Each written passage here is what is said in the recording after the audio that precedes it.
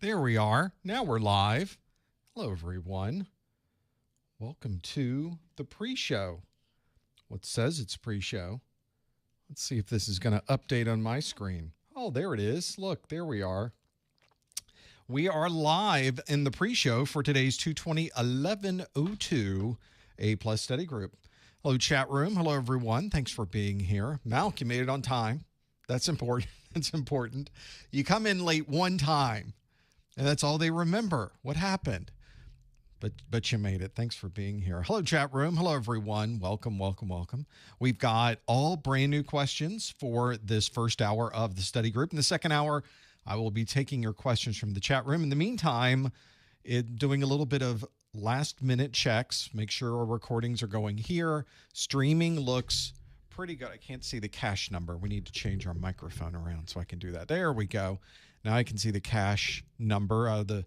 That number of 3%, as you recall from Tuesday, is an all-important number. It tells us what's going on here.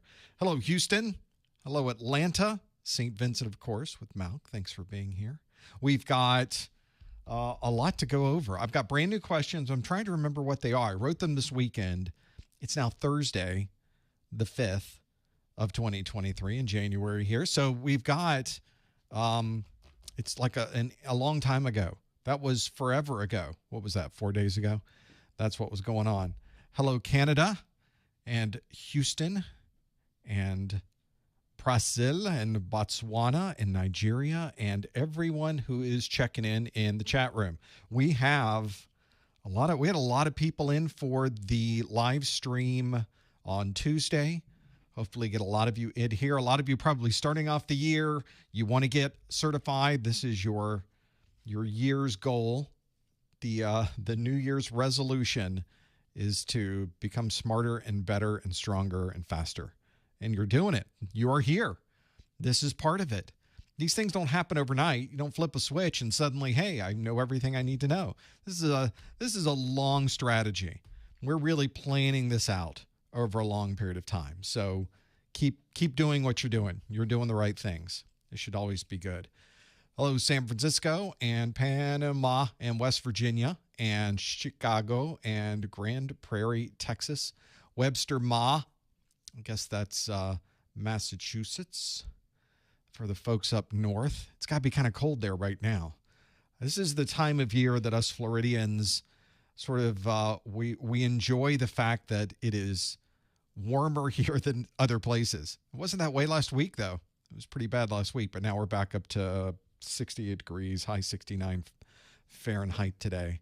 There's Miami. Hola, ¿cómo está? How are things on Cayocho? How's things on the Big Bend of 826? This is a pretty good setup today. I'm still having odd flickering problems with my aux display. You never see that part, but I'm still having challenges with that. And just really trying to make sure that everything is going to be recorded properly. So hopefully, so far, so good. We're in pretty good shape. We've got a lot of folks checking in. Thanks for being here. How are we doing? Speaking of analytics, how many are in already? We've got a number of folks trickling in. We're obviously getting started at the top of the hour. Stick around. This is not the live stream. Live stream, you'll be able to see me. We're going to get everything going here in just a bit. Right now, it's all about making this whole thing kick off the top of the hour, and we've got about 6 minutes to go. Somewhere in there. Somewhere.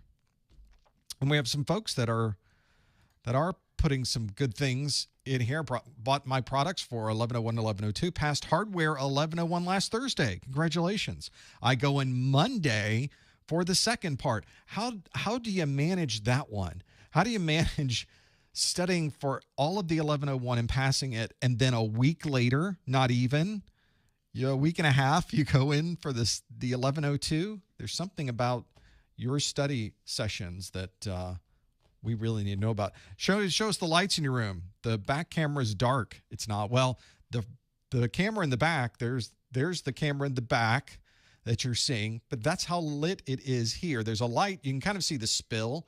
That is this glowing area in the corner here. Notice it's kind of bright. That's because just above that is a key light from Elgato, and I've got another key light from Elgato on this side. So that's why if you see my picture, there I am in the front on the preview side. So that's why it looks like it's very dark, and it is on this side of me. It is very dark, but the lights are all facing this direction. It's physics. It's particle physics. It's all a mess. You do have to be something like particle physics to be able to get all of these things working. We've got a lot going on. This is pretty good. The idea of what we're setting up here is I'm always changing things anyway. There's always things being moved around the studio, so it's never the same every single time, but I have not changed anything since Tuesday. So that's a long time for me not to tweak something. I'm always trying to tweak it to a certain spot, and then at that point I don't touch it anymore. So once it works, it works. And it's what I've really done. It's very bright outside, but I've closed off all of the windows. They're all closed off. So every time I'm here, it's exactly the same writing. It's exactly the same everything. Did I get a new wig? Yes, I did. Yeah, it's very different, isn't it? What a change from last year. I don't know if that even makes sense. We're trying to make all that happen. I'm still having problems with my aux display. I have a feeling it's the connector, and I'm going to have to figure out how to tighten that down, get a little better. So I'll have to figure it out. We'll have to see what the options are for doing what we're doing. We got about 3 minutes to go. We've got live stream. Yep, we're ready to go here. This looks good up here. Let's close that off.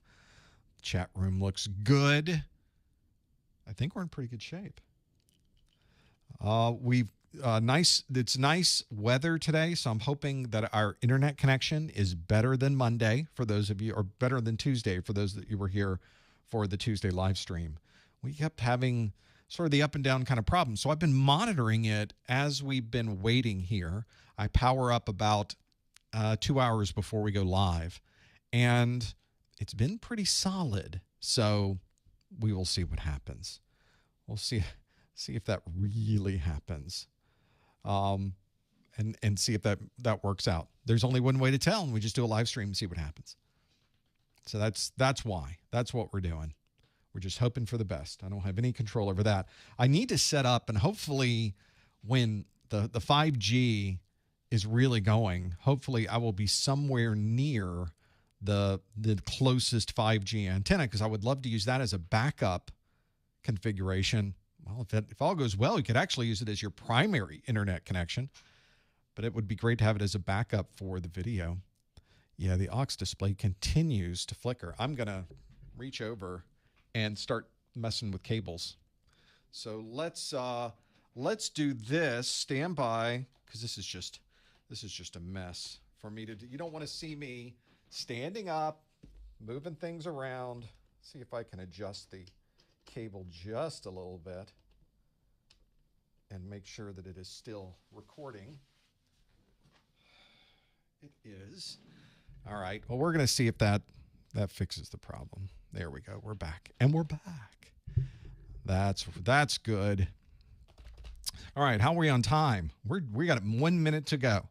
So with that, let's get the chat room put back over on the other screen. Actually, it can be popped out. Let's pop out the chat.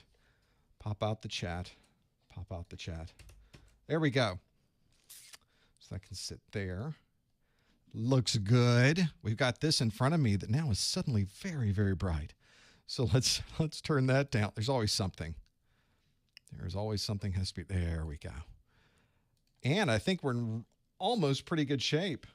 Hey, before we get going, I always want to thank Dakota in the chat room with the $20 super chat. Says, passed my 11:01 a month ago, taking my 11:02 Tuesday. Watch the replays of the 11:02 study groups. Looking forward to this one. Thanks for the content you provide for free on YouTube. You're absolutely welcome. Glad to hear the studying's going well. I think going back over the previous study groups is a great idea. There's plenty that you could learn from the things we did there. So if you haven't already, for everyone else, go have a look at those study groups. They are fantastic. All right. Let's see if I can get a green light. I can. Be good to have the right things connected. And I think it's time. Also, Jacoda, thank you for the $20 super chat as well. We sure appreciate your support and what you're doing there. It is time for a live stream. Let's see if I can get this going. Here we go. Hello, everyone. Welcome to the January 2023 Professor Messer 220-1102 A+ study group. This is our study group where I ask you questions that come directly from the CompTIA exam objectives, and we get to see how well you might know your stuff. These are all brand new questions. You've never seen them before. Well, the first question's a little bit different, but everything else is made fresh for you every month. So you're getting brand new questions every time, both performance-based questions and multiple choice-based questions. If you are here live, we would love for you to follow along with us. You can pop open a new browser window and browse over to this URL, professormesser.com/QA. That will have a question already waiting for you on that screen, so feel free to have a look at that. If you would like to use an app for this, of course there's an app for it. Go to your favorite app store, download the Socrative Student app. That is the app you want. There's a Socrative Teacher app. You don't want that one. You want the student app, and it will ask you for a room name. The room name is Professor Messer, all one word. Now, if you do all of that and you follow that link, you type in those things, you will have a question that comes up that we call it our rewind question, because it is the question that I picked from last month that we tended not to have the best response on. So I wanted to see if I could get someone to retake this question, have everyone try it again, and see what we remember from last month. We'll have to see on the rewind question that's coming up next. This question, if you got everything going there, asks this. A company is using software that was compiled on company servers. Which of the following would describe this software? Would it be PII, AUP, GDPR, FOSS, or PHI? A company is using software that was compiled on company servers. Which of the following would describe this software? It's PII, AUP, GDPR, FOSS, and PHI. Now, the one thing that we do in the live stream is we don't answer in the chat room. We instead use this link that's on your screen. Go to professormesser.com/QA. Please no answers in the chat room. Please no hints in the chat room. We will instead see how you do with that. We're going to come back to this question in just a moment and see how everybody happened to answer it. Thanks for being here. It's so great to have you here. It's the brand new year. We're all studying for the 220-1102. You're probably studying for the 1101 as well. There's a lot that we're doing behind the scenes. If you want to keep track of what we're doing on YouTube, make sure you subscribe. And if you like this video, it would be great if you gave it a thumbs up. Go to professormesser.com/YouTube to subscribe. I also have a daily A+ pop quiz question that is posted on Twitter. It's emailed. It's on Instagram. To get to all these places, you can go to professormesser.com/Twitter or professormesser.com/Instagram to follow along and join us with what we're doing. As a reminder, for those of you that are working on your A+ exams, as of October of last year, it's a brand new series. We have the 220-1101 and the 220-1102. These were released in April, and the old versions of these exams finally got retired in October. This means that these exams will still be around until somewhere around October, November 2025. We're just not sure. As we get closer to that date, we'll know more. But the important thing as we sit here at the beginning of 2023 is that you have plenty of time to work towards these certifications. It's 2 exams that you have to pass to earn your A+ certification. It's both the 1101, where you need a 675, and the 1102, you need to earn a 700 on these exams. And make a note that this is not out of 900 points. The scale is actually between 100 and 900 points, as if it wasn't difficult enough to understand what's going on already. And once you pass your exam, of course, it is good for 3 years. So another important thing to consider. Today, we're going to talk about questions and answers that come directly from the 220-1102. You can kind of see it there under my head in the corner. And that covers operating systems, security, software troubleshooting, operational procedures, and potpourri. We've got a lot of topics in just those 4 different domains, so we will step through probably multiples of these on our live stream today. If you are wanting to watch or listen to this after a live stream, maybe you missed the live one, and you'd like to maybe listen in while you're traveling or while you're working out, there's a podcast audio-only version of this available. Simply visit professormesser.com/podcast, and you can download and connect your podcast listening program, and that's for both A+, Network Plus, and Security Plus study groups. If you already have a membership or you pay for streaming services, you can also find us on Spotify and other streaming services. You also check your local Apple Podcast. You can look at Google Podcast and other podcasting sources as well. It's probably out there, and if it isn't, just let me know and I'll put it on that podcast location. There's also a video replay of this available. Obviously, you don't want to do that while you're driving, but if you would like to watch the replay, you're certainly welcome to join in. And one of the things you'll notice is about a day after the live stream, there is a list of timestamps that effectively give you these chapter markers on the YouTube video description. You can always have a look at those. Those don't happen automatically. These have to be put in manually. And my marketing manager, Lori, hey, Lori, she's going through this and she is listening in on the replay and she's putting in all of the timestamps, descriptions, the questions that you ask so that you can find them so much easier after the fact.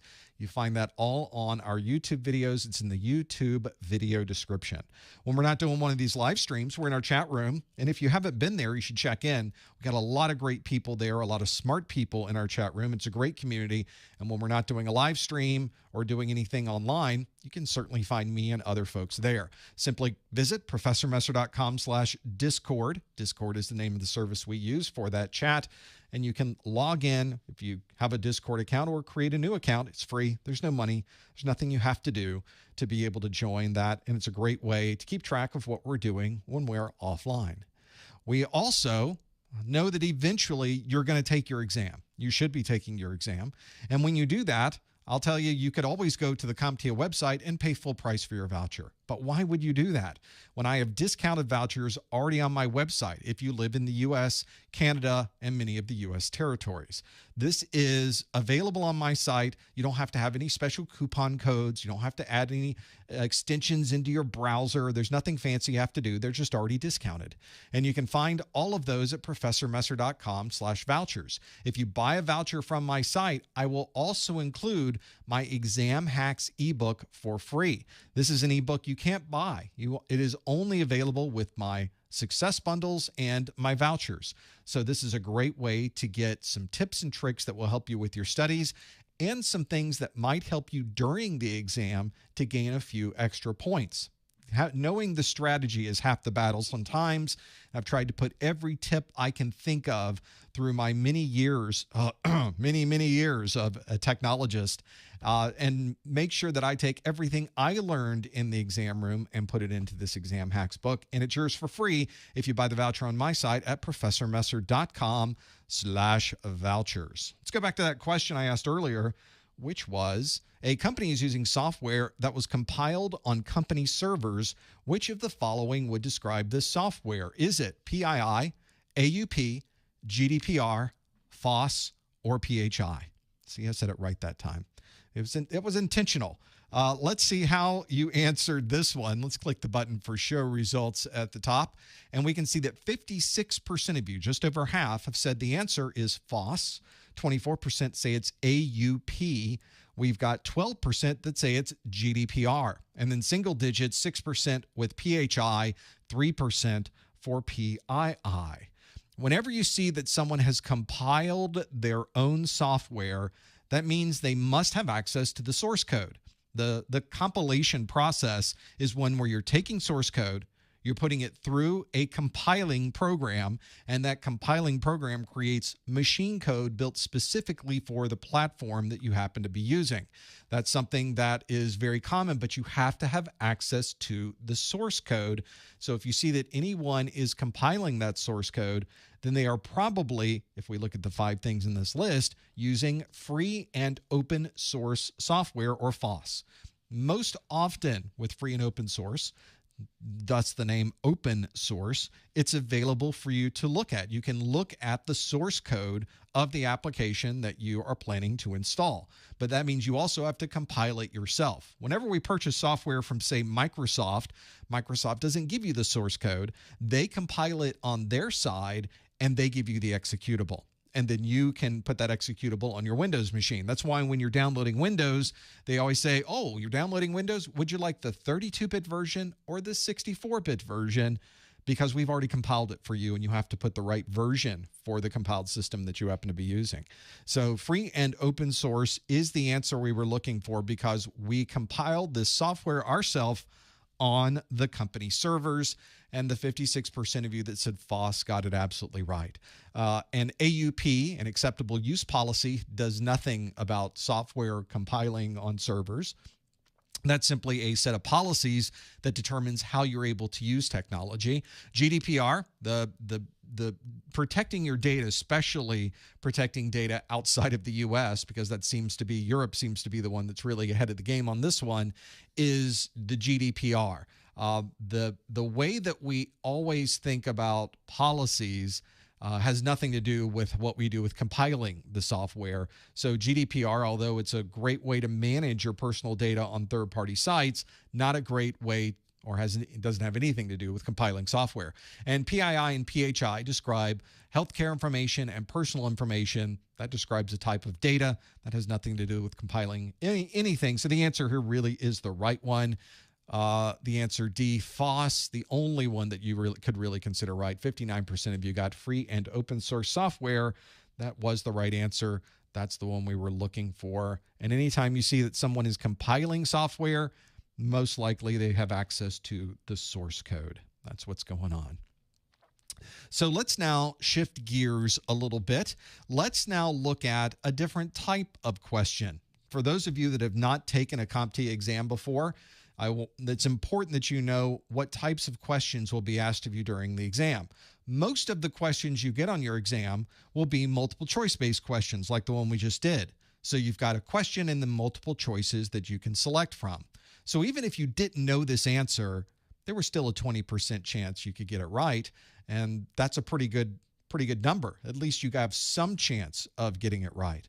But what CompTIA has done at the very beginning of the exam is they give you a handful of questions that are not multiple choice. There's no way you could stumble into the right answer or even take a guess, because these answers are fill in the blank. They're matching questions. They're drag and drop questions. You might be putting things in a particular order. It's a different way to ask you the information that you should already know.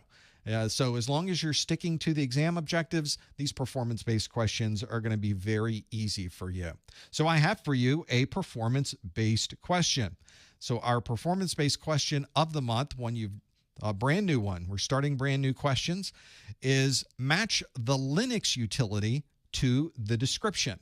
I have 4 descriptions, and I have 1, 2, 3, 4, 5, 6, 7 different utilities. So obviously we're going to have some left over at the end of this. So matching the Linux utility to the description, the first description is determine the IP address of an FQDN. B is combine 2 files together into a single file. C is make a change to a configuration file. And D is determine the available space on a partition. And we have a number of different Linux utilities. We have apt-get, ls, df, ps, dig, cat, and nano. There are 7 different options here. Obviously, we only need 4 of them, so 3 of these are going to be left over at the end. So again, you need to determine the IP address of an FQDN. What is that? We need to combine 2 files together into a single file. What utility would I use? Make a change to a configuration file. Got to know that. And then determine the available space on a partition. If you think you know the answer, you want to put your answers in at the link at the bottom of the screen, professormesser.com/QA. Please no answers in the chat room. Please no hints in the chat room. We're going to see how we do with answering this one. There are a lot of Linux utilities on this exam. So I'm only showing you 7 here and obviously only asking you for 4 of those, where there's probably just over 20 on the exam. Maybe not that many. Maybe the Security Plus might get up into the 20s. What is it, about 15? It's still a good number. there's still quite a large number of Linux utilities you need to know. So it's useful if you have some type of Linux that you can boot up, maybe have a VM running, and boot into the VM and start trying some of these Linux commands is a great way to get some hands-on, because after you run apt-get or ls or df or ps or dig or cat or nano, you've seen the results of doing that, and now it gets stuck into your brain. Now there's a little bright synapse in there that's just waiting for you to be asked about this on the exam. And when somebody says, oh, I need to determine the IP address of an FQDN, oh, I know exactly what I would use for that because I've done it before. So that's my recommendation for you is if you want to get more hands-on, that's a great way to do it. Make sure you go through the process of understanding it. Hopefully that can help you with your studies with Linux, because there are a lot of different commands there. Number of you are putting in your answers. You can go to professormesser.com/QA to lock those in. Again, no answers in the chat room. Please, no hints in the chat room. We're instead going to go through this process and really understand more about what Linux can provide for us and what different options might be available. This is, in fact, all of these commands are in the exam objectives. And as I mentioned, there's a lot more in there too. We tend to do similar types of questions every year. So if you go back to January of 2022, it's a similar question, but different commands. So if you wanted to get a different perspective, you can even go back a year from now and then look at that live stream replay for the study group, and you'll see a different set of questions there. So another tip that might help you a bit as you're working through all of those. Let's see how you did with this question. We will start with the one at the top, which is determine the IP address of an FQDN. And if we had to choose between apt-get, ls, df, ps, dig, cat, and nano, then we would want to use something like dig. Dig is a utility that these days it sort of updates or replaces the older NSLOOKUP application, although NSLOOKUP still works perfectly fine on most Linux distributions. But we're seeing that more distributions are leaning towards dig. It has a few more options available. I think the output of dig is a little bit better. It tells you a little bit more about what you're doing and things that happen during the request. And if you're troubleshooting, that can really help you because it gives you timestamps, gives you an understanding of what did you ask the name server, here's what the name server gave to you, just so you can really understand what those different answers might be.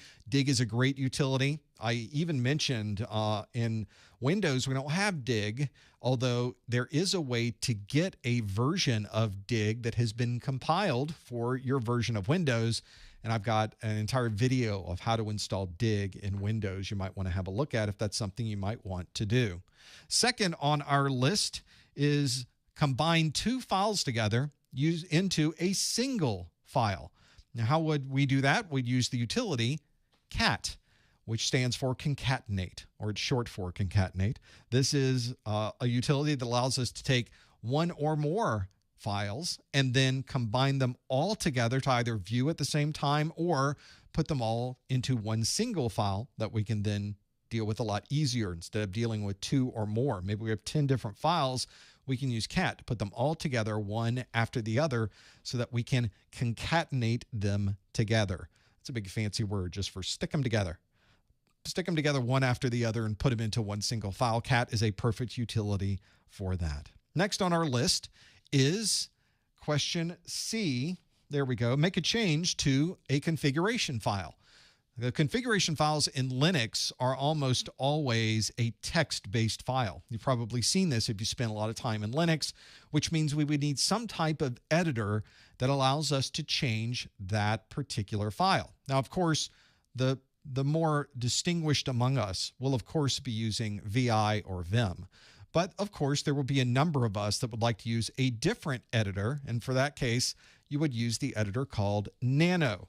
Nano is the name of an editor that can help you whenever you're trying to change those files. It's actually a very easy editor to use. It's simple, it's quick, it's relatively straightforward. You can tell on the screen exactly which keys to press. And if you're someone who has learned Vim or VI and you are frustrated at the fact that you don't know exactly which keys to press in VI to do the things you want, maybe Nano would be a good choice. And sometimes Nano is the only thing installed. VI is not installed, so you'll need Nano to be able to do that. I think knowing both of those would be pretty good. But for the exam, knowing Nano is the important part. And then Answer D, determine the available space on a partition. This is something that I'm constantly checking on because I'm constantly using up all of my drive space. So how would I know how much space is left? Well, I would use the disk utility DF. That tells us the disk free, how much space we have free in our system. And for those of you out there that are humans that might be listening in, you know that you're probably using DF-H so that you're able to see the human readable DF output. Human readable tells you how much space is available in bytes, megabytes, gigabytes, etc., instead of showing you number of blocks, which may not necessarily help you very much if you're trying to get an understanding of just how much space might be on a system. So those are the 4 utilities we were looking for. We have determined the IP address of an FQDN is dig. Combine 2 files together into a single file is cat. You've got make a change to a configuration file is nano. And determine the available space on a partition is DF. There were some other utilities we did not choose. For example, we didn't choose apt-get. The apt utility is one for updating and installing applications inside of Linux. It's very similar to the yum utility. You'll probably be using yum or apt depending on the distribution of Linux that you're using. So you need to become very familiar with how that works. The ls command we did not choose. Ls lists the files at the command line that are in a folder. So ls will be another one of those. If you're in DOS or in Windows at the command line or in PowerShell, you know the dir command is a common one. This is the Linux version of dir is ls. DF we did, dig we did, cat we did, nano, but PS we did not. PS shows the processes that are currently running on a Linux machine. So if you're trying to find a process and understand how much a particular process is using and resources, maybe a process has become hung or it's using a large amount of CPU, and you want to be able to kill that process and stop that process from executing, you need to understand what's the process number. So this is a great way to understand the process number, and what they're doing at the time. Make sure you check on that utility. And as I mentioned, many other Linux utilities you need to know as well. This would be a great way to become more familiar with these because you could possibly get a question on your exam. And just like this question, I didn't ask you, what do these letters stand for? Or I didn't ask you, what does this utility do? I instead asked you in a broader sense that I have a problem I'm trying to solve. What utility would I use to solve that problem? And that's a very common way that you're asked questions on this exam. They don't tend to give you simple gimme softball questions. They call them trivia questions or flashcard questions. You don't tend to get those. You tend to get something that's a little deeper that makes you go through a couple of steps before you finally get to the end answer that everyone is looking for. So hopefully you're familiar with those Linux commands. Make sure you study up on those. Let's do some more questions. We're going to shift gears again. Oh, before we do, I saw this go by. I want to thank Drupally in the chat room with the $50 super chat coming off the top rope. Drupally saying, thanks to almost strictly your materials, I was able to study just the right amount to pass my Security Plus on the first try with a 756 yesterday. See, you studied exactly. You've been listening to me for way too long. You studied exactly the right amount, didn't you? The study groups being available in podcast and the fact they're free is insane. I know. Don't tell anyone. It's crazy, but that's the way we do it. Thank you, Prof. And a little love emoji. Thank you, Drupally. We appreciate that. And more importantly, congratulations on your Security Plus. Thank you for your support of what we do here. I'm glad you were able to find the things you were looking for and get them to earn your brand new Security Plus certification. That is a great way to start the year. Best of luck with that credential. Looking forward to see what you do with it. Let's see how we do with the next set of questions. I've got more questions. Now we're going back to multiple choice-based questions. So maybe this one, you've got at least a 20% chance, right? This question asks, an MSP has identified a problem with low server storage space at a customer site. Which of the following would have provided this information? Would it have been RMM, HSM, RDP, MDM, or ISP? An MSP has identified a problem with low server storage space at a customer site. Which of the following would have provided this information? Is it RMM, HSM, RDP, MDM, or ISP? If you think you know the answer, go to professormesser.com/QA, lock in your answer. Please no answers in the chat room. Please no hints in the chat room. Raul in the chat room says, where can we listen to this crazy podcast that was spoken that Drupal said it was so great? Well, you just go to professormesser.com/podcast. I should probably put a podcast link on the site. We need to work on that. Really get the replays somewhere where you can find them easily, but that's a great way to do it. You can go to professormesser.com/podcast. Very easy. This is a good one to think about because you've got the video replay on YouTube. You have the audio replay. So whatever makes sense for what you're doing. If you have a podcast listening program, it makes it very easy because it simply downloads automatically the moment I make it available online. And by the time you get to your phone, your mobile device, whatever you're using, it's already downloaded. So you could even be without internet access, but your podcast listening program has already downloaded to your local device. So it doesn't matter that the internet is not available. You might be on a train, you might be going underground, or you just might be in a very rural area with very little internet. This is a great way to keep track and know exactly what's going on with our live streams. See if you happen to know these. I know I threw a lot of abbreviations at you for this one, but abbreviations are a great way to get familiar with the terminology that we tend to use in this industry. We commonly will take an acronym or create an acronym from a set of words, and as it turns out, the acronym tends to be the primary term that we use for that. So all of these different acronyms that are here, we would probably rarely describe them with their full names. I often tell people, don't spend a lot of time doing the name to acronym game with flashcards because you probably will not be asked a question about acronyms and how they work. Instead, you'll probably be asked how these things work, sort of like this question does, which is, here's a problem that you have. Where did this particular problem come from? This particular issue that we've run on, or this particular piece of information. That's what we want to know. So let's see how you did with this one. An MSP has identified a problem with low server storage space at a customer site. Which of the following would have provided this information? Is it RMM, HSM, RDP, MDM, or ISP? And we would like to be able to see what you chose. Let's choose our results. 46% of you say it is RMM. 25% of you say it's HSM, and then 19% of you say it's MDM. Those are all pretty good percentages, up at about 20, 25, and 45%. Single digits, though, 7% of you say it's RDP, and then 4% of you say it's ISP. Well, this is a common scenario. It's becoming a little bit more common these days because the managed service providers, the MSPs, are third parties that companies are contracting with to be able to help with IT-related services.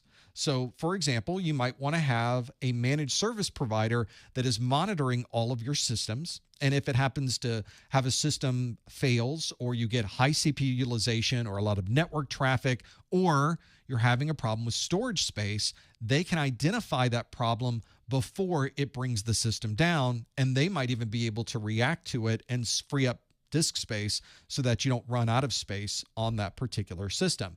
That's just a common thing that an MSP happens to do. So for this particular question, you really did need to know what an MSP was to really understand the context of the question. So what would an MSP use to be able to identify low server storage space? And one of the ways that you can do that is by using an RMM, which is a remote monitoring and management system. If you look at our video that's the 220.11.02 in section 4.9 under remote access, I describe and show an example of an RMM. There's lots of them that you can that are set up for demos on the internet. You can certainly Google an RMM or remote monitoring and management, maybe a live demo, and you should very easily find one of those out on the internet.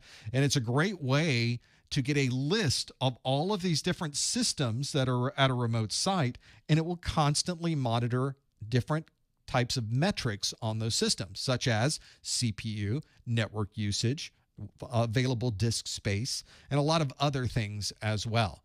So if you are trying to determine if all of your systems can support and installation of a new application, then we'll need to understand how much free space is on those systems. And the RMM, or Remote Monitoring and Management System, will be able to give you a list of all of the devices on your network and show you how much drive space is available on those systems at any particular time.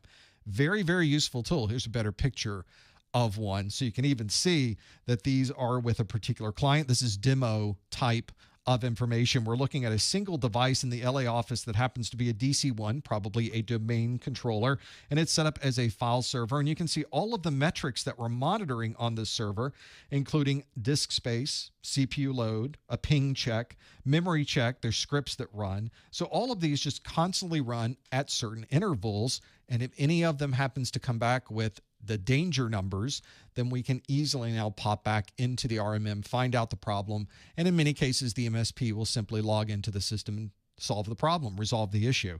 RMMs are great for that, and that's why, in this case, 48% of you with answer A, RMM, is exactly the answer we were looking for. The remote monitoring management system is the best way to be able to identify low server storage space, especially if it's at a remote location.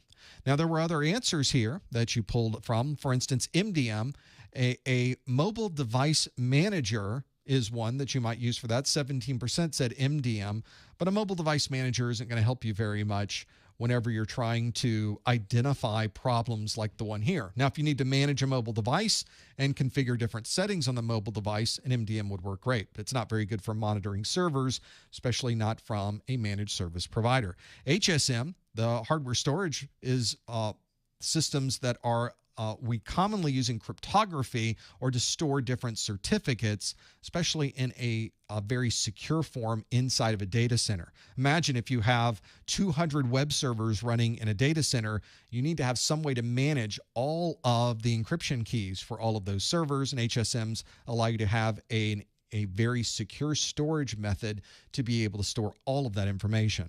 RDP is Remote Desktop Protocol. 8% of you chose RDP.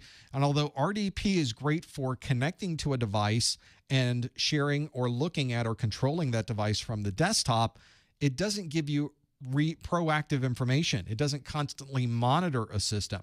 In fact, what probably will happen with this MSP is they identify low server storage space with their RMM and then use RDP to remotely connect to that device to clear up disk space. So we might use both of those, but the information was originally provided by the RMM. And then lastly, 4% of you said ISP, an internet service provider. ISPs aren't monitoring your system. They're not checking these servers for low drive space. So an ISP isn't going to help you on that one either. The answer we were looking for, the one that is correct and by far the only answer that makes any sense in this case, is indeed answer A, an RMM, with 48% choosing that one. Let's keep going. I've got more multiple choice based questions. Are you ready for another one? Let's do one more. This next one on our list asks this question, which is: a macOS administrator needs to search for a specific graphics file. Which of the following would be the best way to search for this file? Is it File Vault, Spaces, Dock, Mission Control, or Spotlight? A macOS administrator needs to search for a specific graphics file. Which of the following would be the best way to search for this file? Would it be File Vault, Spaces, Dock, Mission Control, or Spotlight? If you think you know the answer, go to professormesser.com/QA and lock in your answer. That is what you would like to choose. Please no answers in the chat room. Please no hints in the chat room. While we do that, I want to thank Drew CHK in the chat room with the $5 super chat. Says you failed your first attempt at the 1101 today. It didn't really study. So that's probably why. Got a 655 though, which is a pretty good score to have for someone who really didn't study. So I think Drew says, I'm going to buy your course notes. Hope they push me over the edge. I don't know that got dark there for a moment. Let's not push you over the edge. Well, or I guess, do we want to push you over the edge? One of those is going to be very motivational. So I want to thank you for the $5 super chat. And don't worry about the failed attempts. We all fail these certification exams at one time or another. All you got to do is get back up, keep studying, and they'll keep letting you take the exam. So keep taking them until you finally get that certification. You never fail until you just stop taking them. So just keep taking the exams, and you eventually will get those score that you need to be able to make that happen. Also want to thank Hanamichi in the chat room with the $20 super chat. No specific comments on that one, just supporting what we do here, and we sure do appreciate it. Thanks so much for your support and the things you do just by being here. We could not do this without you, so thanks right back to you. And also Joda in the chat room, the $9.99 super chat. Thanks so much for your support. It's not something we require when you come to these live streams, but every single penny is appreciated and goes right back into creating more content for everyone. Let's do some more. I think you should go through this list and see how we did with this one. The question asked, a Mac OS administrator needs to search for specific graphics files. Which of the following would be the best way to search for this file? Would it be File Vault, Spaces, Dock, Mission Control, or Spotlight? We'll show the results, and we can see that 65% of you say it is Spotlight, 23% say File Vault, and then you've got 4% and 5%, almost a three-way tie for third, with Spaces, Dock, and Mission Control. So the real key here is there's two things we need to worry about. One is we're in Mac OS, so already we're using a different operating system, which means there's a different set of utilities that you would use. Obviously, if you use Windows, there's a search feature built right into Windows, right on the taskbar. Makes it easy. Well, in Mac OS, there's also a search function built into the taskbar along the top. It's not really a taskbar, more of a bar along the top. That bar along the top has a magnifying glass that you can use to search with, and that search that you would use is called Spotlight. So you can simply type in whatever you're looking for into Spotlight, and it will search through your system to be able to find exactly what you're looking for. You know, if you're someone who is really focusing on being a system administrator, and I saw a number of people in the chat were mentioning this when I brought up Mac OS, is that maybe you don't have a lot of experience with Mac OS. Maybe you haven't used Mac OS a lot, but in the case of the 1102, you not only have to know Windows, you have to know Linux, and you have to know Mac OS.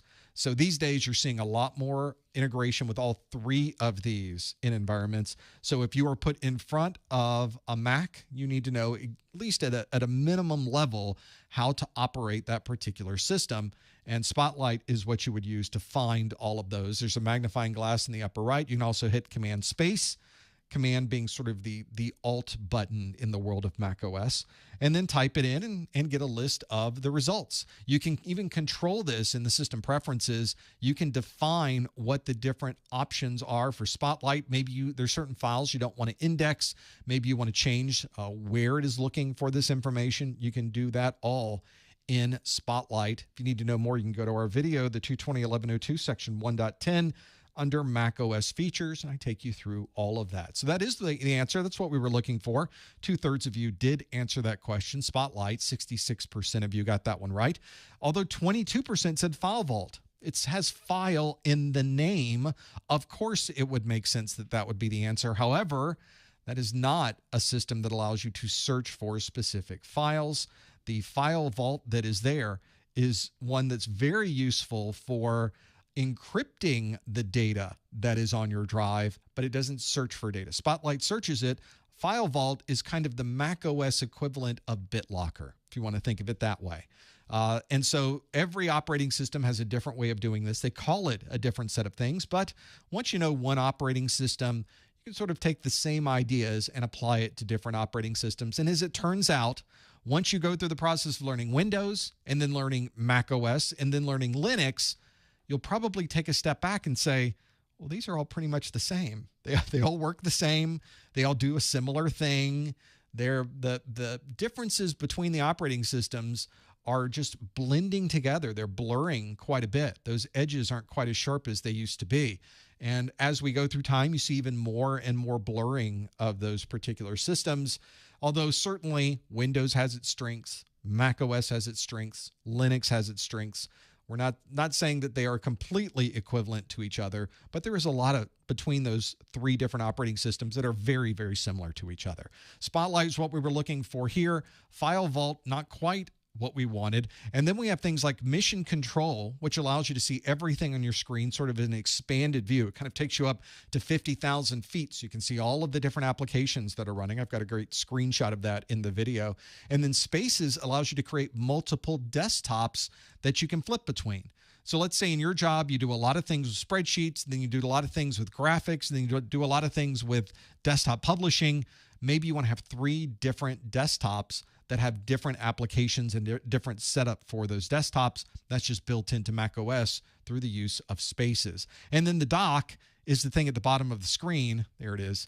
That's my dock. So if you're trying to find a utility very quickly, have a quick way to start a utility, that's a very quick way to find what you're looking for and start it up using the dock. So in this case, if we're looking for a specific file that may be stored somewhere in there, we'll have to see what happens. Of course, it's going to be Spotlight. Answer E, 66% of you got that one absolutely correct. Well done. There is, as you can already tell on these exams, an amazing amount of information you need to know. You need to know hardware and networking and security and operating systems and Mac OS and Linux command line and Windows features and troubleshooting and everything else that's in here. The part that I think is important is we've got an entire free training course of 137 videos over 19 hours that covers every single one of these topics that come from the exam objectives. But of course, that's a lot of videos and that's a lot of time. Not everybody has time to go through every video or to listen to everything that might be in every video. And sometimes it's difficult to take notes. You may be listening when you're on the road or when you're traveling. That's not a great time to take notes either. So what I've done is take everything from the videos and I've collapsed them into a set of course notes. So all of the text from the videos, all of the important graphics, all of the important tables, they are in here in these full color course notes. I have both physical versions of the course notes. That's the one I'm holding in my hand. There are also digital versions of the course notes. I've got one, you probably saw it pop up earlier. There it is, the digital course notes. It's identical to the physical version. See, it's exactly the same thing. And as we look through it, I'll just flip through a few pages. You can see the tables, the text, the command line details, the charts, the graphics, they are in there. So this is, in my mind, a great way to have everything at a glance immediately available to you. It's a very good way to have all of these things you were studying in the videos now suddenly available very simply in your palm of your hand, as they say. Making sure that the data is at your fingertips is what the Microsoft terms used to be back in the day. They told us well before the internet, soon you'll just be able to have any type of data you want just by typing it into your computer. And those days are here. This is something that can help you along with finding the data that you need. My course notes are available on my website. Go to professormesser.com/1102notes, 1102 notes. You can also use the links from the top of the page to find the course notes. It's also a great way to support the site. If you get both the Core 1 and Core 2 notes at the same time, there's also a little bit of a discount there. So that might be another good way to work through it. Have a look on my website. It's also another way to help support what we do here. We want to thank everyone who's purchased these course notes, and thank you for considering this if you're working towards your A+ studies. Let's do another question. I've got one here. This is a pretty good one. This should make you think. This question asks, an attacker has obtained a password hash, and they are trying every possible combination of letters and numbers to match the hash. Which of these would describe this attack type? Would this be A, dictionary attack, spoofing, zero-day attack, insider threat, or brute force? Those are your 5 options. An attacker has obtained a password hash, and they are trying every possible combination of letters and numbers to match the hash. Which of the following would describe this attack type? Would it be dictionary attack, spoofing, zero-day attack, insider threat, or brute force? If you think you know the answer, please don't answer in the chat room. You instead want to go to professormesser.com/QA and lock in your answer. See if you happen to know what the answer might be. This is, I think, if you get into the details of the 1102 exam, you know there is an entire domain for security, and it focuses on lots of different aspects of security, some of which we have in this particular question. We have other questions we probably won't get to, another set of questions today on those pieces, but it's such a big part of the exam that you will certainly have a good set of security questions pop up on your exam. So you need to understand how these security examples might apply to people that are attacking your network. You have to be able to recognize that as well. See if you happen to know your answer. Go to professormesser.com/QA to lock it in. See if you happen to know what the right answer happens to be. This might be one you've done before. This will be a great lab. It'd be a great lab to have somebody handing you a hash and then saying, okay, figure out the password, go. How would you do that? What's the process? What utility would you use? How would it go through the process of finding that? And then would there be a way to speed it up at all? These are great questions to consider because those are topics that are all on the CompTIA exam objectives. So you do want to have a feel for that. Would Wireshark do that? No, Wireshark would not do that. So that would not be the tool you would use for this either. So there's in fact, I don't know if any of the tools that are listed in the exam objectives would specifically address this particular issue. I think CompTIA in this point for A+ anyway, before you get to Network Plus, before you get to CISSP Plus, before you get to CASP, they want to ease you in. So they're giving you sort of a high-level overview of what you would use to make that happen. Let's see how you answered this question. I'll answer some of the questions people are asking about the question. Yes, there were questions about the question, and we will have a look at those. Let's see how you answered this one, though. The question again asked, an attacker has obtained a password hash, and they're trying every possible combination of letters and numbers to match the hash. Which of these would describe the attack type? Is it a dictionary attack, spoofing, zero-day attack, insider threat, or brute force? Your answer, the vast majority of you say 80% of you say it's brute force. That's what you would use. 14%, a good double digit, say dictionary attack. And then it drops way off from there. 4% say spoofing, 1% say zero-day attack, and 0% say insider threat. Could it be more than one of these? For the example in this question, there's only one answer. But to get to this question, there were probably other things that happened. What we were looking for and what 80% of you say the answer was is brute force. The real key in this question says that we've got the hash. Now we need to try every possible combination to see if we can duplicate that hash. And we're going through every possible combination of letters and numbers. Now, obviously, in this case, we could have also included special characters and other things as well. But this gets across what we were trying to say, is that you're not looking for a particular name, a particular word, or anything that would be even recognizable. You're just going to try every iteration of letters and numbers all together to be able to do that. And brute force is what that is called. So here's an example of brute force. Here's a hash that you may have obtained. Now, how did you get the hash? Well, there's lots of ways you can get a hash. You may have gained access to an operating system and had access to where the hashes are stored in that operating system. It may be that an application is sending information across the network in the clear, not encrypting it. That would be a great way to obtain a hash. So there's lots of ways you can sneak a hash off of a system so that you now have a hold of it. So now we have a hash. This is it. I think it's a SHA-256 hash or something very similar that I tried to do with this. So now I want to know what password is associated with that hash. So we are going to try every possible combination of letters and numbers. We'll start with 5-character passwords, and we'll start with one that I like to call AAAAA. That's the password. Please don't use that as a password. That's not a very good password, is it? Not a lot of entropy there.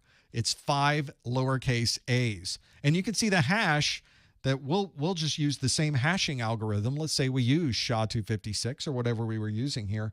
And we are able to take this and create a hash for AAAAA. There's our hash. Now, is that the hash we were looking for? Well, if we just eyeball and compare those, no, those aren't the same. So the password for this hash, not AAAAA. All right, well, let's try the next one on our list, AAAAB. Not a big change there, but obviously a different password and a very different hash. Notice that we only changed one little thing with that password, one character, but we have a dramatically different hash to pull from.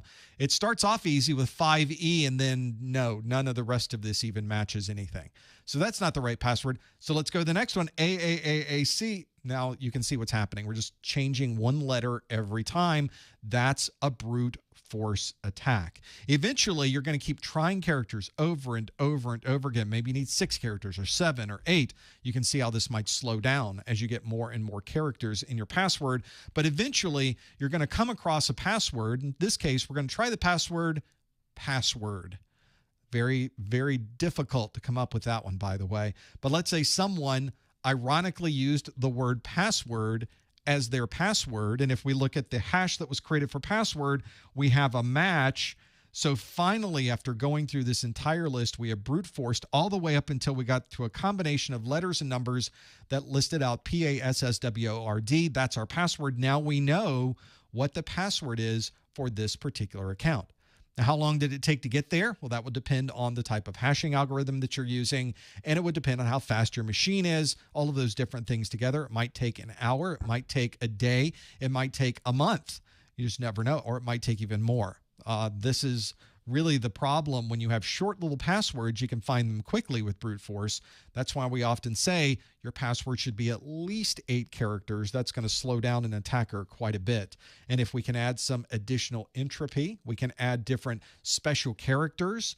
That changes how many different brute force have to occur just to find a particular password or reverse engineer a particular password from a hash. That is the answer. Brute force is what we were looking for. 81% of you chose E, brute force. That is the right answer. That's the one we were looking for, and that's the one that would solve or be used to solve this particular problem of trying to find the password for this hash as we're trying every combination of letters and numbers. Now you can see that we did have 14% of you that say dictionary attack is what you would use. And if 14% said dictionary attack, that we're close to this. The problem with this question, though, is it's saying we're trying every possible combination of letters and numbers, and you can see that the word AAAAB isn't listed in anybody's dictionary. That's not a real word. That's not a word that you would see used in the English language, so therefore not one that would be considered for a dictionary attack. Dictionary attacks are words that we know.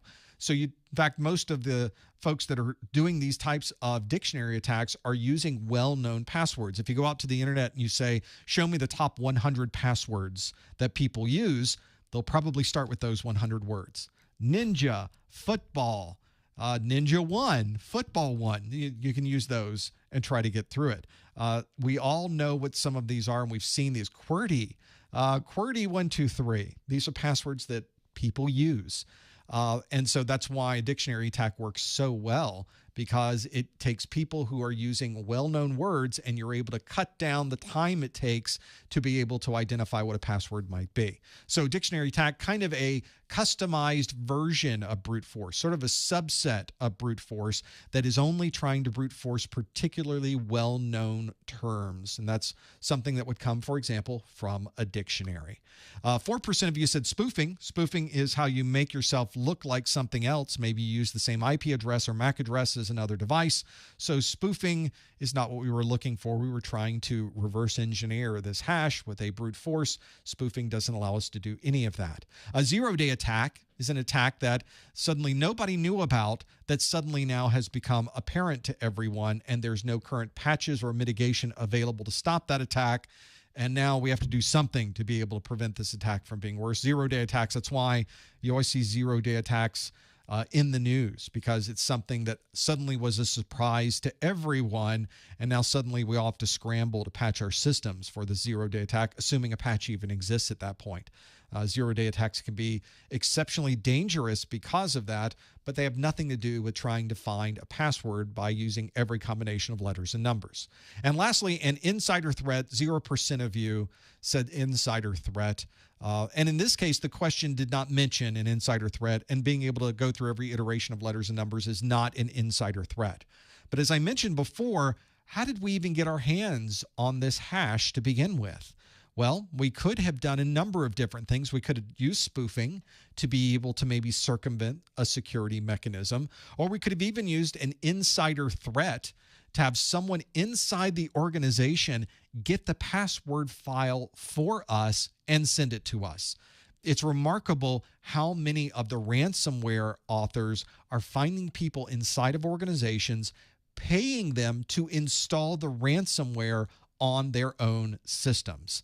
A significant concern, because when you're inside the organization, it's so much easier to get that code onto a system and have it move across different parts of the organization. So you could have gotten the hash through an insider threat. You could have also gotten the hash through a zero-day attack, because maybe there is an attack that allows somebody to gain access to your system without authenticating, and they can gain access to the files that are part of your operating system.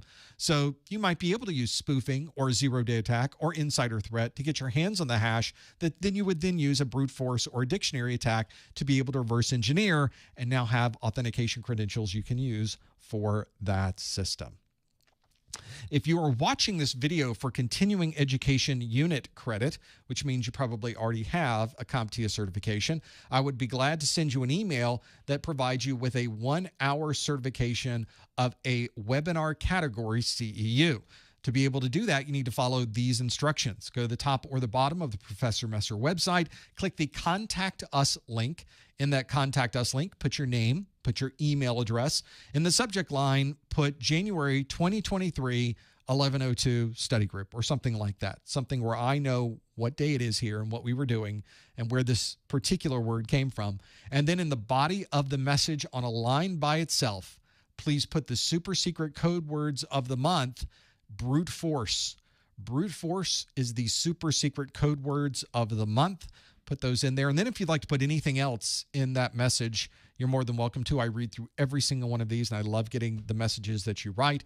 I'm unfortunately not able to respond to all of these because I get hundreds of these every month, but I do read through every single one of them, and thank you for putting information in there. It makes my day with some of the things you put in there sometimes. It's really good. This is... Again, the way that you can get a 1-hour webinar category CEU. Go to the top or the bottom of the website, click Contact Us. In the name, the email, put your name, your email, and in the subject line, put January 2023 Core 2 study group, something like that. And then put the super secret code word of the month, brute force. Brute force is our super secret code word of the month. You have to follow those instructions.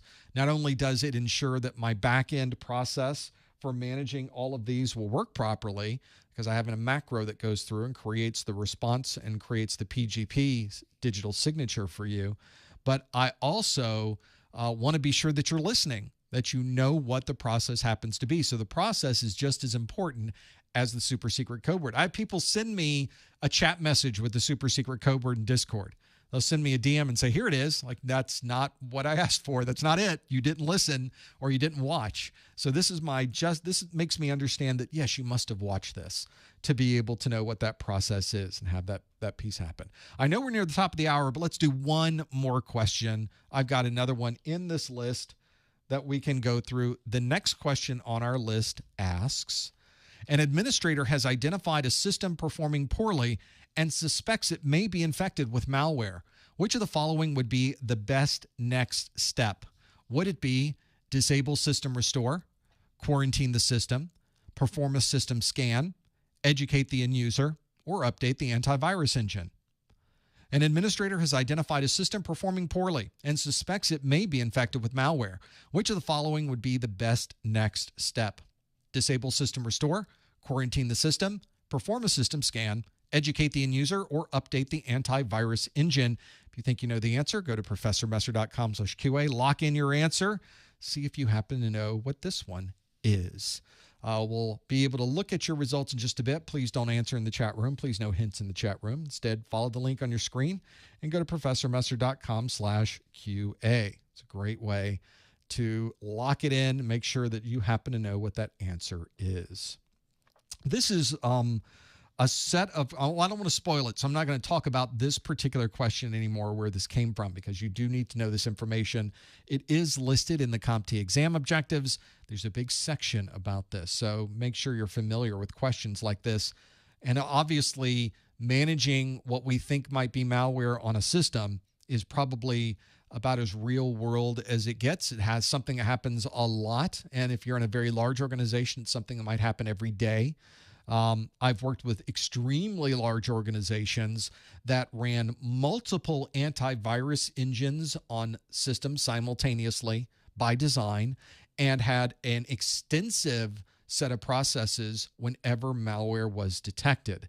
It's remarkable. They took it extremely seriously, and there were things they were doing that required it, that made sure that they could contain, identify, and then get some type of remediation or signature for the things they were finding. They had so many devices on their network that they very often would find the first type of certain malware. So they worked very closely with the antivirus and anti-malware companies to make sure that those signatures were something they could implement into one of their signatures, into one of their applications they used for antivirus.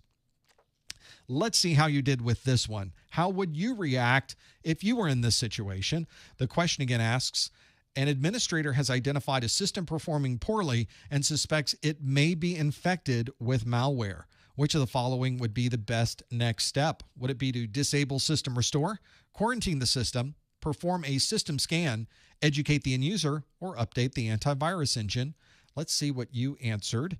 You said 55% of you say quarantine the system, but 38% of you say perform a system scan. And from there, it drops right off into looking at single digits, like 5% for disable system restore, 2% for updating the antivirus engine, and 1% for educating the end user. So what would be the right answer then? We could almost go with either B or C if we went with what everyone said. But is it even one of those answers? What would we do to make something like that resolve? What would we do the moment we saw something that said, we think malware might be on the system? Before you do anything else, before anything else happens in this system, you want to be sure to go to that system and make sure it is disconnected from everything. You want to quarantine this system just in case this malware happens to be a worm or is able to move between systems without your intervention. So we want to disconnect the network. We want to remove all media that might be plugged into the system. So if you have USB drives or external drives that are plugged in, you want to be sure everything is disconnected, especially if it may be malware that's performing a ransomware function. Let's limit the scope of what it may be able to encrypt. Pretty important. This is your goal, is to prevent this malware from going anywhere else. And that's why we don't waste time with any of those other tasks yet. The first thing we want to do is make it so that we know where the damage is and it's limited to just this system. That's what we want to be able to focus on. Quarantining the infected system, the moment you think there might be malware, that's what you should do. And that's why 52% of you said quarantine the system. You'll notice this is actually step 2 in the exam objectives, was quarantine the infected system. Step 1 was understanding that malware might be on the system. We're seeing funny things happen. We're seeing slowdowns. We're seeing things that are very common to a malware infection. That's step 1. Step 2 is, wow, now that we've seen it, let's quarantine the system. So absolutely what we should be able to do. Quarantining is an important part of that. You would not perform a system scan yet. Before we get to that point, we want to be sure this particular malware goes nowhere. There'll be plenty of time to perform a scan. We want to, before we do anything, disconnect from all of the network connections, and then we can go through and perform system scans and these other options as well. You've also got disabling system restore, which is a task you perform very early on before you do any type of scans or remediation. That is not something you would do first, though. The first thing you want to do is very much limit the scope of what this malware can do.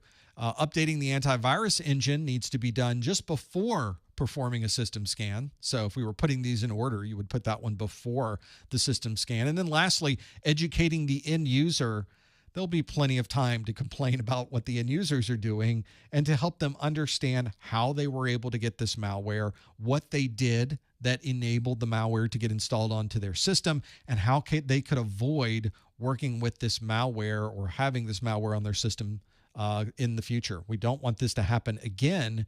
And the worst thing it can have is you don't tell the user what got the malware there, and the next day they do the same thing, and now they're infected with malware again. If you'd spend a little time to educate them on how this works, they may be able to prevent this from happening later on. The answer here, the one that makes sense, if you look at the list of the steps on the CompTIA exam objectives, indeed it is B, quarantine the system. That's what we were looking for. And 52% of you said, yep, I would quarantine that. That is our best way to prevent this malware from going anywhere else on our system.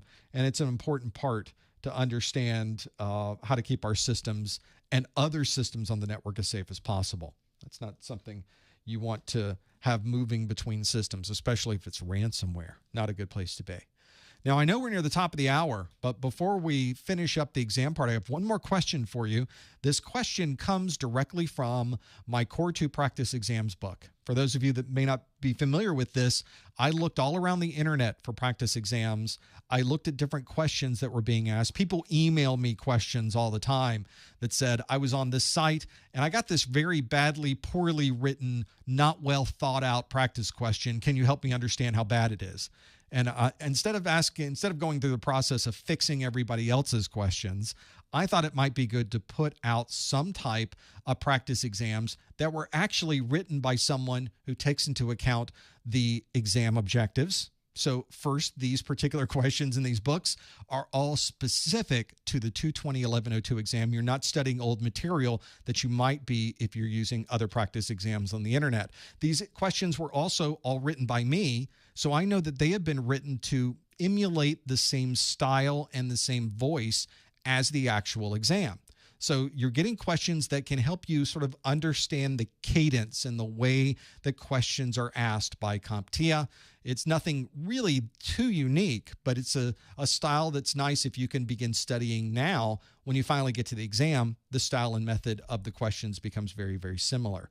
And then I've got plenty in these questions that we can go through. Let's do a question that comes from my practice exams here. I have one for you that is from the very first set of exams. We'll do A16.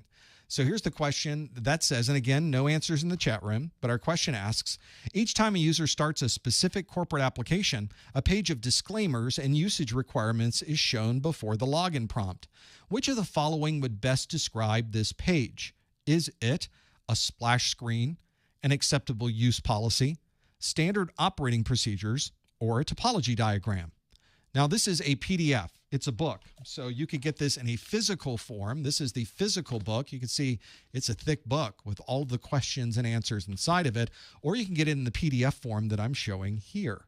Now, as we're going through the different options in this, it's a PDF, so if you have a PDF that can annotate, you can choose things on the screen, and I'm going to choose one maybe with a different color. Let's do a blue, and then I can pick and choose the answer that I would like to annotate on my system by either highlighting or using maybe a pen. I've got one on. So if you got a tablet, use your tablet pen, and you can write on here as well. Now, in this case, there are pages you can jump to. You can jump to page 33 or jump to just get the answer, A, B, C, or D. But if you'd like more information about it, you can go to the details on page 52. Now, in my PDF reader, when you hop to page 52, it takes you to the question again. Each time a user starts a specific corporate application, here it is with the different answers, and it tells you the answer is splash screen. And as you may have seen in other sample exams, it gives an explanation, I would say a very detailed explanation of why that is the right answer. A splash screen displays a message, logo, or graphic during the startup process. This screen often contains a legal disclaimer regarding access to the system and information about the data contained in the application. Now, of course, when I take exams, I don't get all the questions right. I got a question wrong. Any question you might have is, why was that the wrong answer? Well, that frustrates me greatly when I see that in other practice exams. So in my book, I take every single incorrect answer and I detail why that's the incorrect answer. So this is This is a feedback loop that I've created so that if you get it wrong, you understand why you got it wrong and you can redirect yourself back to the correct answer. But perhaps more importantly, you've now learned about the topic that you chose as the wrong answer. And if it comes up in another question, you'll understand the context for that particular piece of technology. This is this way for every single incorrect answer in the book. And I will tell you, if you have the book now or you're planning to get this book and you get the question right, I highly recommend you read the other answers that are in here, even if you got it right, because the wrong answers might be topics that show up on the actual exam. And by going through every single answer here, you're effectively getting 4 different answers with every single question. You're learning a lot just on a single question from this book. And then lastly, if you read through this and you're thinking, I have no idea what you're talking about, a message that pops up. What is that? I don't know what this is even referring to. I have a link at the very bottom that will take you to the video that the question was based on. So you can find that in Objective 4.1 of the document types from the 220.11.02. And you can either click here to open that up in your browser. You can use the QR code to scan it with your mobile device. And of course, if you've got the physical version of this, the QR codes are in the book as well. And you can simply use your mobile phone with your book to be able to watch that video as you're studying for this exam. All of this is from my practice exams book. There's the image of it. You can get the practice exams for just the Core 1 or the Core 2. You could also get practice exams for both together. If you buy them both, then you get a little bit of a discount. And if you get the physical version of any of my products, then I will ship it to you. We ship worldwide. So folks in the chat room say, can you ship it here? Can you ship it here? Absolutely. There's only a few places in the world we can't ship to at this point. Most of those in sort of the war-torn areas of the world. But everywhere else, I will be glad to ship it to you. And it's something that you'll be able to see on the site. The price for the shipping is different depending on where you are in the world. And that's all calculated during checkout on the website. Find out more at professormesser.com/core2pe or simply follow the links at the top of the screen to find the practice exams books. Everything that we've gone through today came directly from the exam objectives. The exam objectives, by the way, I've only mentioned, what, 1 million times already today. They are so important. They have everything in them that you need to know for the exam. Every bullet, every topic, everything there is listed. There's a lot of bullets. There's a lot of topics. And that's why I tell you that this is a very valuable tool and it's free. Get your hands on the objectives. I have a link over to the CompTIA website. Go to professormesser.com/objectives and you'll be able to link over to CompTIA's website, or just go to your favorite search engine and type in CompTIA exam objectives. It'll take you right there as the first link where you can download these objectives and use them as your study checklist.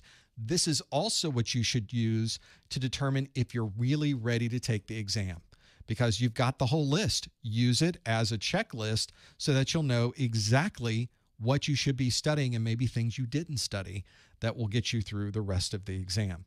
We do one of these study groups every month for Core 2. We did our Core 1 2 days ago and had a live stream on Tuesday. We did the Core 2 today. I've got a live stream next week for Network Plus. The week after that is Security Plus. And then in February on the 7th and 9th are the 2 A+ study groups we've set up for February. We'd love for you to come back. We'll go through the February brand new set of questions, of course, brand new topics. Everything is written fresh and new every single month. You'll never see a repeat, because I am writing them all the time, making sure that we have new material so nothing ever gets boring in these study groups. We're always going through something new and something different every time. Well, although I'm not asking you any more questions today, at least I don't think I am, I've set this all up so that we could do an after show where you could ask me questions about A+, Network Plus, Security Plus, IT in general, or anything else that you would like to talk about in the world. Don't forget about my course notes and practice exams at professormesser.com. Follow the links at the top of the page. You could also, of course, get my vouchers, already discounted vouchers, no special coupon code needed. Don't pay full price. Instead, visit professormesser.com/vouchers and get a copy of those, a copy of my Exam Hacks ebook with that. And of course, if you like this video, you like what you're watching, it does a whole lot if you give us a thumbs up. I'm working very closely with my folks at YouTube. They're able to see the type of feedback we get on these live events, and I'm able to access a number of interesting things that they're working on for education on YouTube, thanks to the support that you're providing. And it's free. All you have to do is click the thumbs up, and it really helps quite a bit. And if you'd like to subscribe, you can always visit us at professormesser.com/YouTube. And of course, we have our daily pop quiz questions, both on Twitter, on email. And if you like your pop quiz question with a pretty picture, you'll find it on the gram, professormesser.com/Instagram. All of them are posted there as well. Well, thanks for being here in this first hour. Stick around. We've got a lot more to go through. I've got a lot of more questions to answer. We appreciate you being here in this first hour, though. Thanks for joining us. We'll see you next time on the A+ Study Group.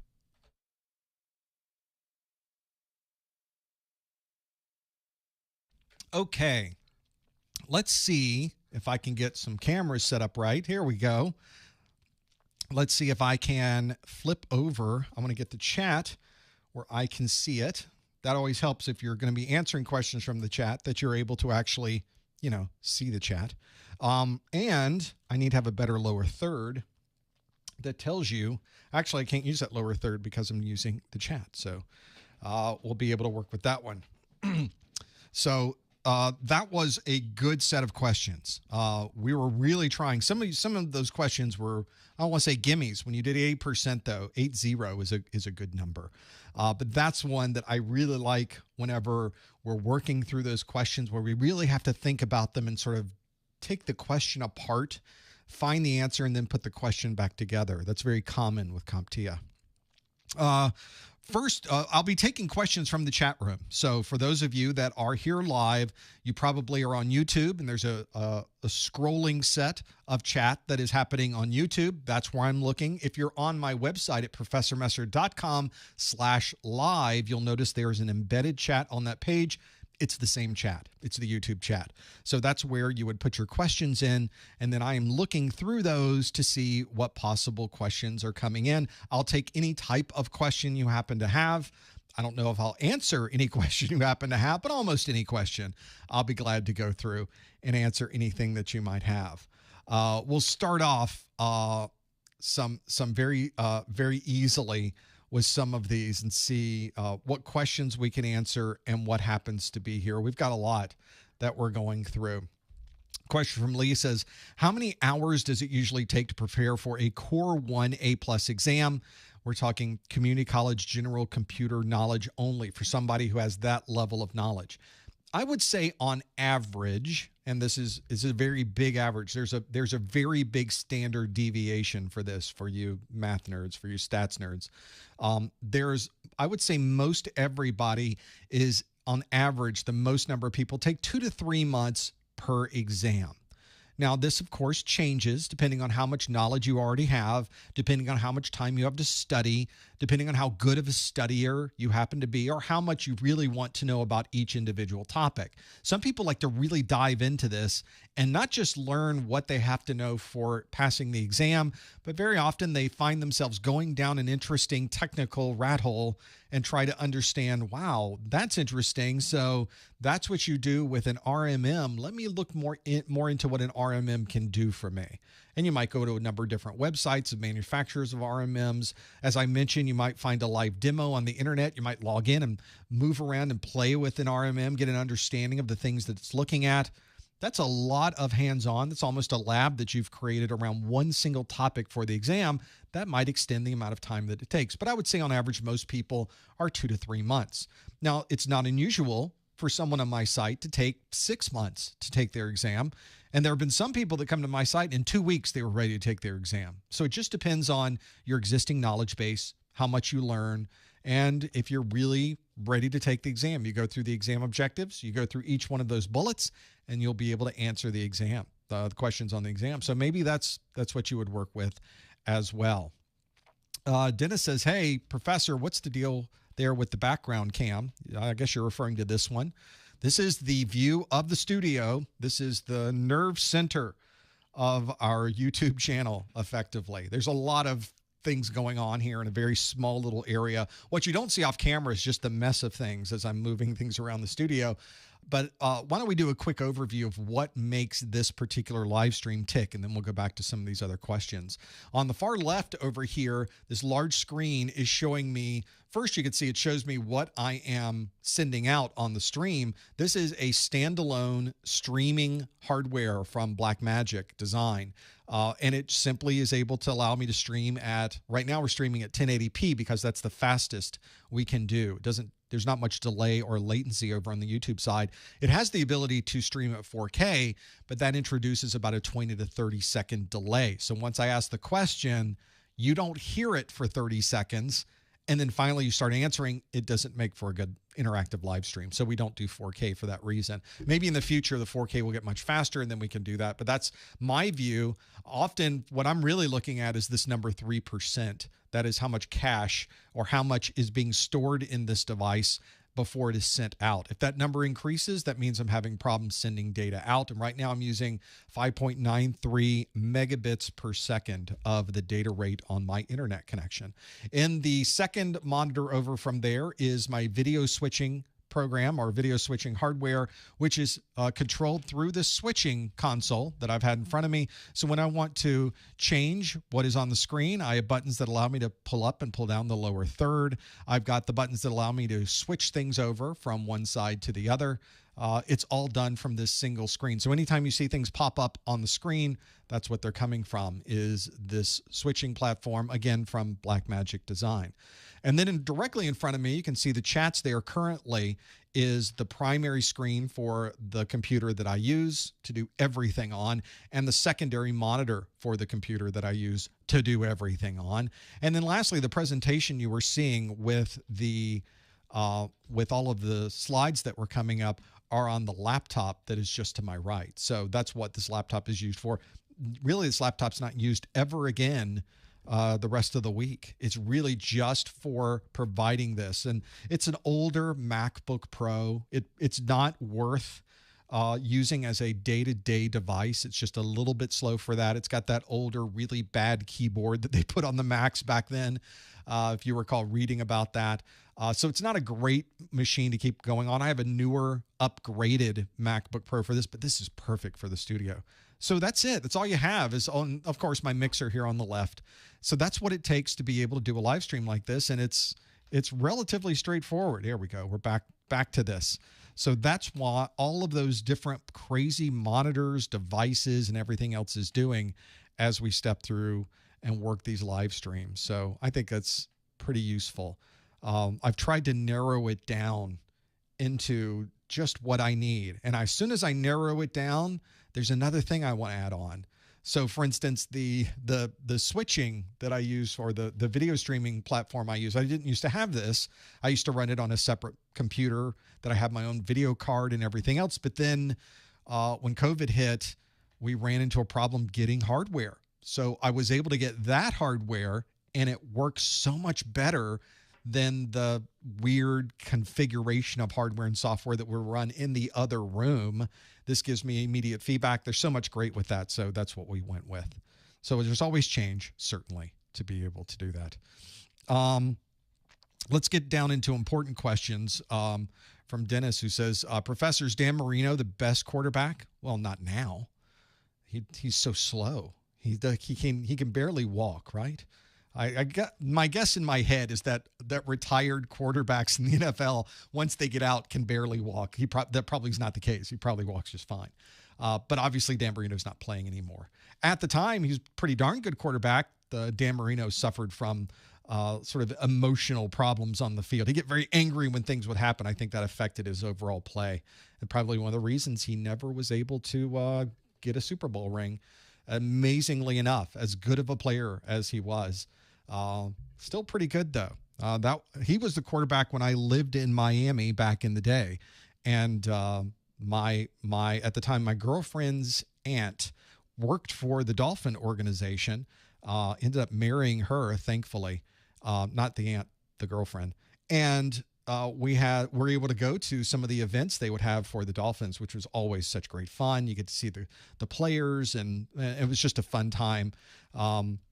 To be in sort of behind the scenes of that industry. It's remarkable what they're able to do, and the athletes are are and the way they work. It kind of gives you a perspective of what does it take to get things done. And sports metaphors are not my thing. I think that though in this case, the whole idea of teamwork and working together and making sure you're working towards a particular goal and really being passionate and focused on that particular goal kind of applies pretty well to IT and certifications, doesn't it? So you never know where you're going to learn something. And every once in a while, you'll be in these situations where it's sort of an odd place to be, but you learn something. It's almost like picking up a shiny coin on the ground and putting it in your pocket. Like, let's save that for later. I think we may be able to do something with that.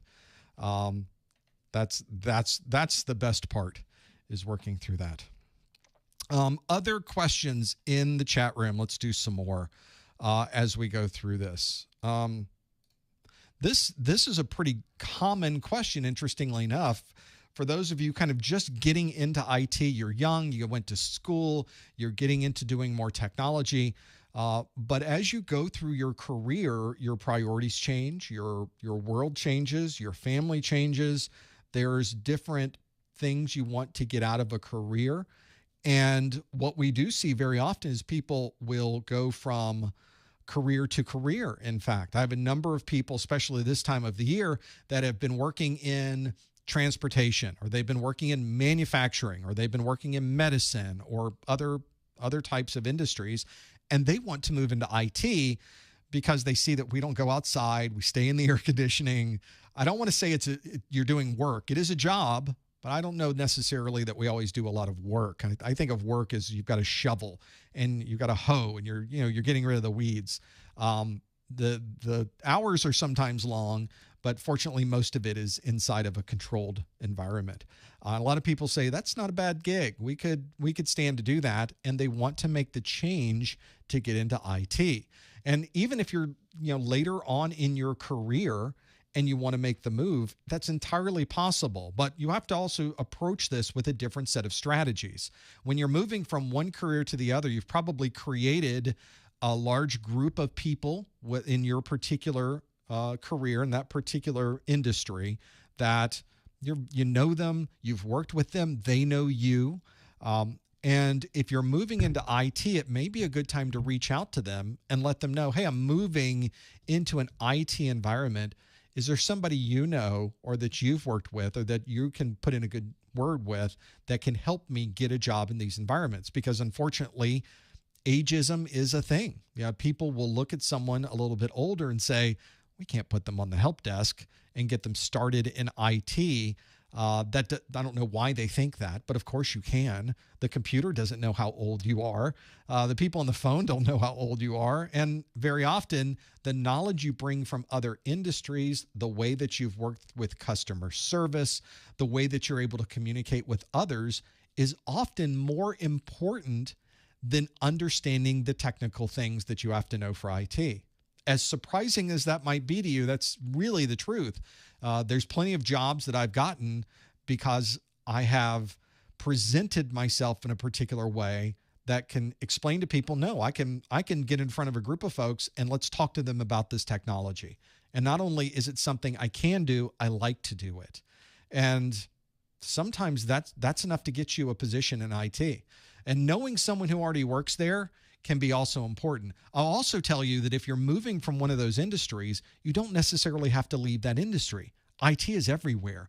So if you're working in transportation, your transportation company has an IT department. If you're working in medicine, every hospital has an IT department. So you may be able to leverage your existing knowledge and bring it into the IT department. And I've got to tell you, that's very appealing for people at the management and director and CIO level within these organizations. One of the biggest gaps that you will see in IT, and it's talked about all the time, is the IT people know about computers, but they don't understand that we're trying to run a hospital here.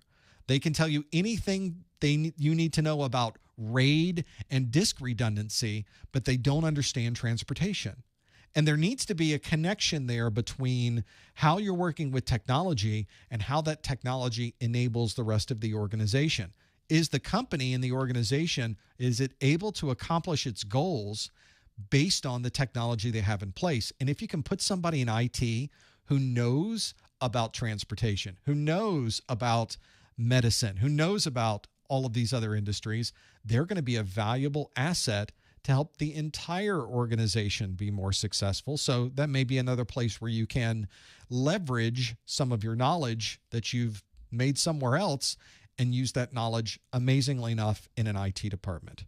That's a sort of a short breakdown, but that's enough to kind of get you thinking along those lines and things you could do. It's a strategy, so make sure you use that strategy to make that happen. Sammy's asking the questions that need to be asked. What is your live stream / study group schedule? There is a calendar out on professormesser.com/calendar. There's also a Google Calendar link if you're a Google Calendar person so that you can add it to your Google Calendar. I've also got the events on my Discord. So if you are on my Discord, it gave you a notification we were getting started that we were doing a live stream. So another great way to have a look at when the next events are going to be. Usually I'll schedule them about a month ahead of time. You just saw on that last slide, see if I can bring this up again, that we had already listed out the slides for February. There they are. So for example, in February, February 7th, February 9th, the 15th, and the 22nd, those are the ones for the live streams in February.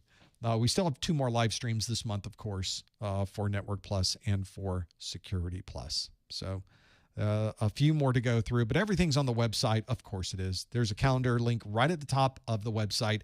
Should be easy to find and what you're working on.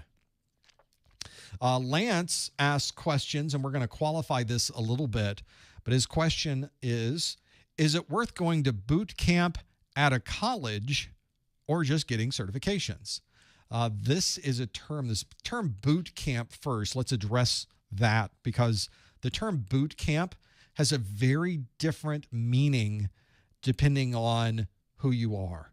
I have a lot of folks in my family are military, and they know a boot camp is 6 weeks of a very uncomfortable time. And so to them, that's an intense thing, an intense period of study that is collapsed into a very short time frame. It's a boot camp. That's where the term boot camp comes from, is from the military. So that very tight time frame, a very intense study schedule is what you can often assume or think that a boot camp might refer to. And if you look online, there are a number of places where you can take a A+ boot camp, and that A+ boot camp is a week long, or it's 2 weeks long max. And they tell you at the end of 2 weeks, you'll have learned everything you need to learn to pass your exam, which is unlikely. I'll just be polite and say that that's unlikely because there's no way to teach everything you need to know to pass this exam in 2 weeks. Even if you stayed up 24 hours a day for 2 weeks, you still would not be able to teach everything. So that is not a very good way to go through learning this. Now, what other people have discovered is that a lot of folks are buying into these boot camps. It's a marketing term. It gets people thinking that they can attend a week or 2 week program and then they know everything they need to know. So what a lot of other organizations have started doing is using the term boot camp to simply describe an A+ class. And I think this is probably a good example where I haven't asked the question of Lance, but he's saying, is it worth doing a boot camp at a college? Well, I would have looked at boot camps at colleges, and it's 9 weeks long, or it's a semester long to be able to attend that boot camp. Well, that's not a boot camp. Respectively, sir, that is not a boot camp because it's not a 6 week tight 2 week or very, very intense short study time frame. You're talking about an entire semester. That's a class. So if your boot camp is for 2 weeks, I would say that's relatively useless to you. There's no way you're going to learn everything you need to know. And if you already know everything you need to know, why are you going to boot camp? So that's not a good choice of your time. But if it's simply an A+ program at a third-party provider, at a college, wherever it happens to be, that takes place over 9 weeks, 12 weeks, a very long time frame, relatively speaking, then that might be worth looking at. If working in a classroom with other people at maybe 2 to 3 times a week makes sense for you, that's something you can pursue. A number of people really do prefer doing things on their own, and there are plenty of materials on the internet and elsewhere that can help you with earning your certification without taking a third-party course. It just depends on how you study best, and it's really up to you. But my recommendation is avoid the boot camps that are 2 weeks long, and then if you are in a regular class, the boot camp or the class that you're taking might be worthwhile if it's over a long period of time. So that's where I would focus if you're trying to find the best way to study for your certification. Let's see what other questions have popped up into the list. Let's see what other ones we have. Yeah, in the chat room, Steven says, yeah, my boot camp, 10 months long. That's not a boot camp. You tell somebody in the military your boot camp was 10 months long, they'll ask you, oh, did you stay in a nice hotel? Was it a 4-star hotel that you stayed in for your 10-month boot camp? They'll tell you that's not a boot camp, that you took a 10-month class. But it's nice that they use the term, I guess. It's a way to hook you in. And that's certainly a way to do it. Other questions? Let's see. Other things that are popping up, sort of flipping through and seeing. Oh, and a good point, by the way. Virgo makes a good point here. Boot camps, they are pricey. You will never find. No one will ever say, I took a boot camp and boy, was it economical. I took a boot camp and it was really so inexpensive. You will never hear that. So just adding the term boot camp means that you're paying a lot of money for this. And that probably is the part that drives me crazy because it's not going to be a good time if you go through 2 weeks and come out of it on the other side and you've spent $4,000 to $5,000 and you really don't know what you need to know to be able to pass this exam. That's the really disappointing part is I get to see some of those where people say, I took a 2-week boot camp and I didn't do well on my exam. I know, because 2-week boot camp is not going to prepare you properly for your exam. And then we sort of back up and say, let's do this. Let's go through these videos. Let's attend some live streams. And then you'll have everything you need to know for really being prepared for the exam. Richard asks, is it worth listening to the 1001-1002 study group sessions to study for the 1101 and 1102? And as a general rule, I tell you very specifically, do not study from materials that are labeled with older numbers or older versions of the exam. Those are very different exam objectives. They go through topics that are no longer in the current version of the exam. And of course, there have been new topics added to the exam that are not in the older study groups. But perhaps when you're dealing with, and maybe you say, well, I'll watch the new stuff, but can I go watch the old stuff too? You're going to be watching a lot of non-essential and not important pieces of information that have been dropped from the exam. Let's just take the 1002 exam. The 1002 study group is going to talk about Windows 7, Windows 8, Windows 8.1. Well, none of those are on the 1102. So those are 3 operating systems that you might see discussed and talked about, and you would effectively be learning, but you'll never get a question about those on the new exam. And that's just one very small example of things that were removed from the old exam that are not in the newer version. So as a general rule, I say no, don't look at the older stuff. If you have books with the older materials on them, throw the books out. If you've got older videos, throw the videos out. Don't study from older materials. It's not the best use of your time. In fact, it's a very bad use of your time. You should be studying from the newer materials. And at this point, we have almost a year of study groups to go back on. So there's plenty to go through from all of those. Let's see what else we have here. Other things that we can have a look at. Well, first, the important things. Let's talk about Lance with the 99-cent super chat. Thank you, Lance. Lance didn't even put a message in here. Lance just said, here, We will support what you're doing. We will keep the lights on. We'll help you keep the lights on, which really, that's an important part of this.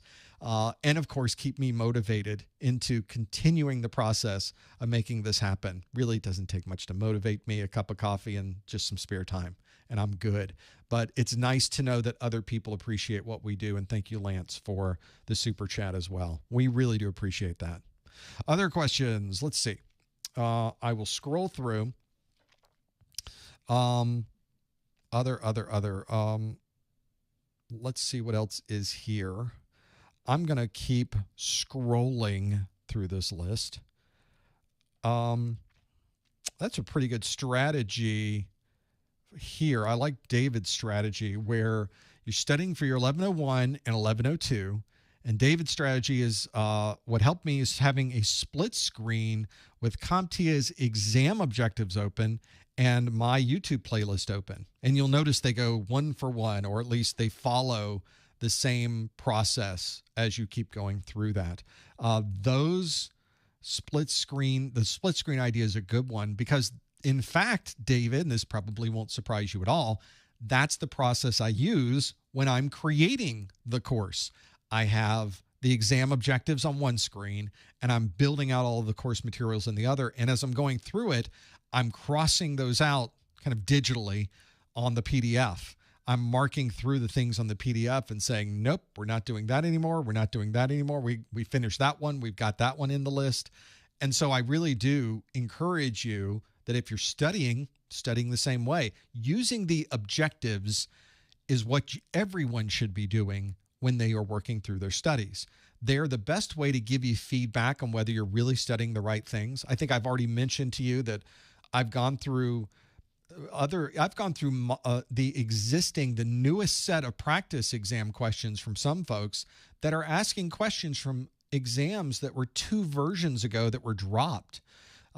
They just don't apply to the latest materials. But if you have the exam objectives in front of you, you already know this. You already know the topics that you should be studying, and perhaps more importantly, you know the topics you should not be studying, and that can really help you with your study time. We only have so much time in the day, so I would highly recommend you look through and get those there as well.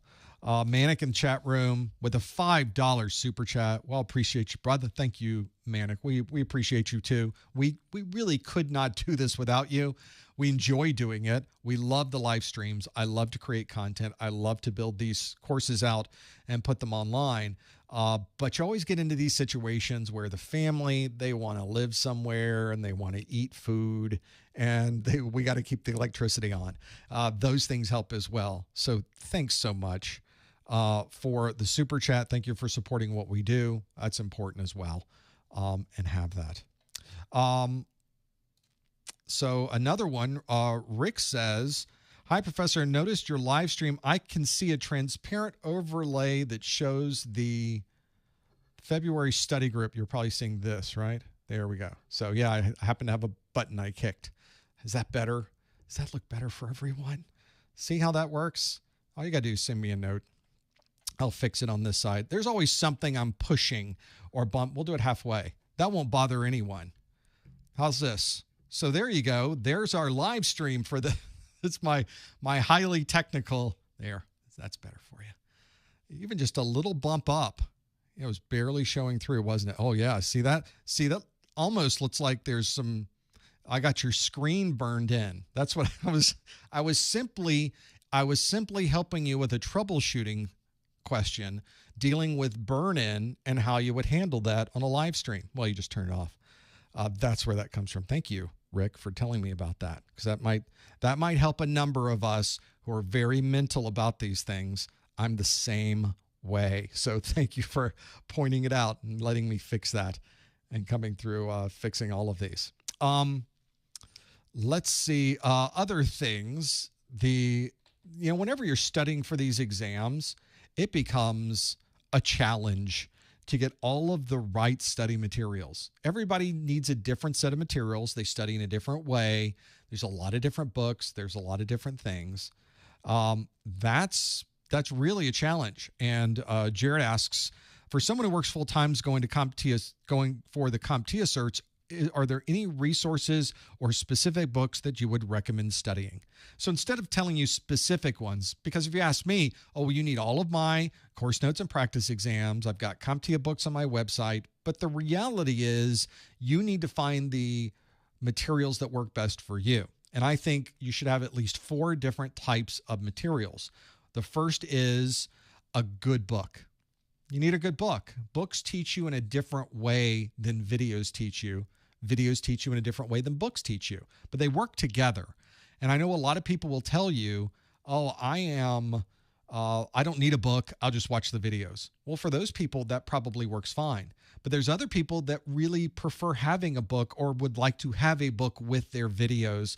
So I highly recommend you get a book. Now, obviously, you need a video course, and I'm not coming off of this when you need my video course, which is specific to the exam objectives, gives you exactly the level of information necessary to pass this exam, doesn't go too deep, doesn't miss anything because I follow the objectives to the letter. And that's probably, but if you don't use my video course and use another video course, okay. That's fine too, but get a video course because seeing someone demonstrate these is a lot different than reading it in a book. The third on that list is once you've gone through the videos and the book, maybe perform some labs, maybe get some hands-on. There's some great labs available. I've got some on my site. Maybe it's labs you do yourself. Maybe it's labs from a third party, but maybe some labs would be useful to do as well. And then lastly, some Q&A, lots of practice exams. Hopefully practice exams that in some way will help you emulate or get the same feel as the actual exam. And I would like to say that the questions in my practice exams book is a good example of questions that have been specifically written to give you the same style and tone as the CompTIA exam itself.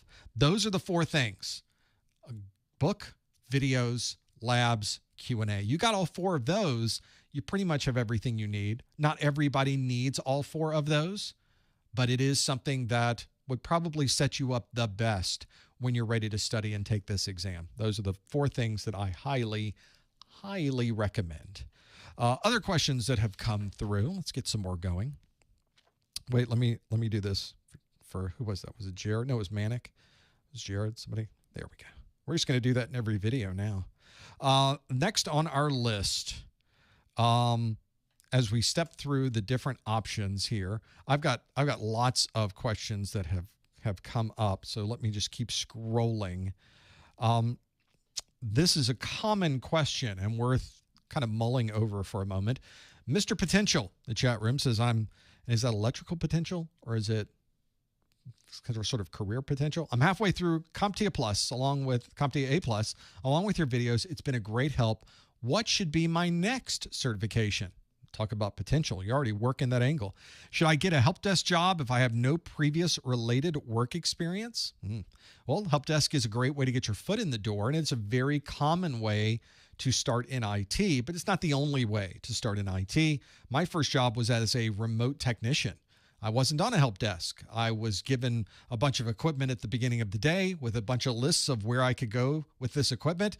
And I would start going, hop in the car, and I'd start visiting people and replacing drives and upgrading memory and plugging in systems. And then I would go back to my home base and get some more of those. That was a normal day for me, would be going over the highways and byways of South Florida, driving between Jupiter and Homestead to be able to get all of these tasks done in a single work day. Sometimes that was a bit of a challenge when you're trying to go by 95. But that is a great way to get a lot of experience. From there, I moved up into a help desk. Help desk was my second job in IT, and I wouldn't really call it what people think of as a traditional help desk. I think most people think of a help desk as you've got a headset on, a keyboard, a screen. You never see the person you're talking to. You're in a chair all day. You're in a big room full of a bunch of other people taking phone calls. And certainly there are help desks like that. The help desk I moved up into was a corporate help desk. So it's a little bit different. It's a little more relaxed. You can get out of your chair and go visit somebody if they happen to be in the same building as you. You're actually meeting the end users. You're getting a familiarity with the type of systems they have and the applications they use. It's a little bit different than just a churning through a call center type environment. I think most help desks are not call center-ish. There are certain help desks, though. I see people that talk about metrics with help desks. And one of the things that was a takeaway from me, especially from a help desk perspective, is that a lot of the people I would work with would say, our metric is, did you solve the problem? We don't care if it took you 30 seconds or 30 minutes. We need to have this problem solved. And if the end user says, yes, you solved the problem, then you were successful. That was the goal with what we were trying to do. And there are a lot of great help desks out there that is their goal, is don't worry about how long it takes. We're worried about, are we solving the problems that our end users are having? And so I think that help desk is a great way to get into the industry. As far as next certification, that's really more up to you, and in some ways up to what hiring managers want to see of you in your particular area. So if you live in DC or just outside of Washington, DC, you live in Virginia, you live in Maryland, you live in that DC corridor, then a lot of the IT jobs there are going to ask you for Security Plus, because that kind of goes back to the Department of Defense needing Security Plus as an entry-level cert to do anything in IT with the Defense Department. So that's something that very common in DC. But if you go to Chicago, if you go to Dallas, if you go to Minneapolis, it's a different set of requirements. You may not see as much Security Plus in those. So you need to check the job postings in your area or job postings that would apply to you. Because a lot of people are working remotely now. So check the job posting. And if the job posting is one you think you would be interested in, then you should apply to that, whether it's help desk or field service or a network operations center or security operations center or whatever it happens to be. There's a lot of different jobs out there. Your goal, if you are not in IT now, and this is so important, your primary goal should be to get any job you can. Now, I know that a lot of people will complain about, but this job doesn't pay what I was expecting, and this job doesn't have the exact focus on this operating system that I was hoping for, or this job doesn't have the right corporate culture that I was hoping for. Doesn't matter, because generally in a help desk, you're moving up or out within about 9 months to a year. If not, you're probably not in the right role or not in the right help desk. You usually have learned everything you need to learn at that level so that you can move up into a system administrator role, a data center manager role, a network administrator role, a security operations center role. You know, there's something you're working the help desk to move up and out. But the only way you can do that is if you get your foot in the door. Your first job in IT probably not going to be ideal, and you're not going to have this job the rest of your career. You're going to have it about 9 months to a year, at which point you will have learned enough to be able to move into one of those other jobs. So it will, in some cases, it might be a challenge. It might be uncomfortable. It may not be the perfect situation or the perfect company or the perfect location. That's okay. In my career, I probably had about 20 different positions. Some of them were within the same company, and I simply moved from junior SE to senior SE, or I moved from senior SE to SE manager. You know, those things happen. I'm counting those as a change in my career and change in my title because I did have a different set of responsibilities when that happened. And in my career, that happened about 20 times, maybe just under that.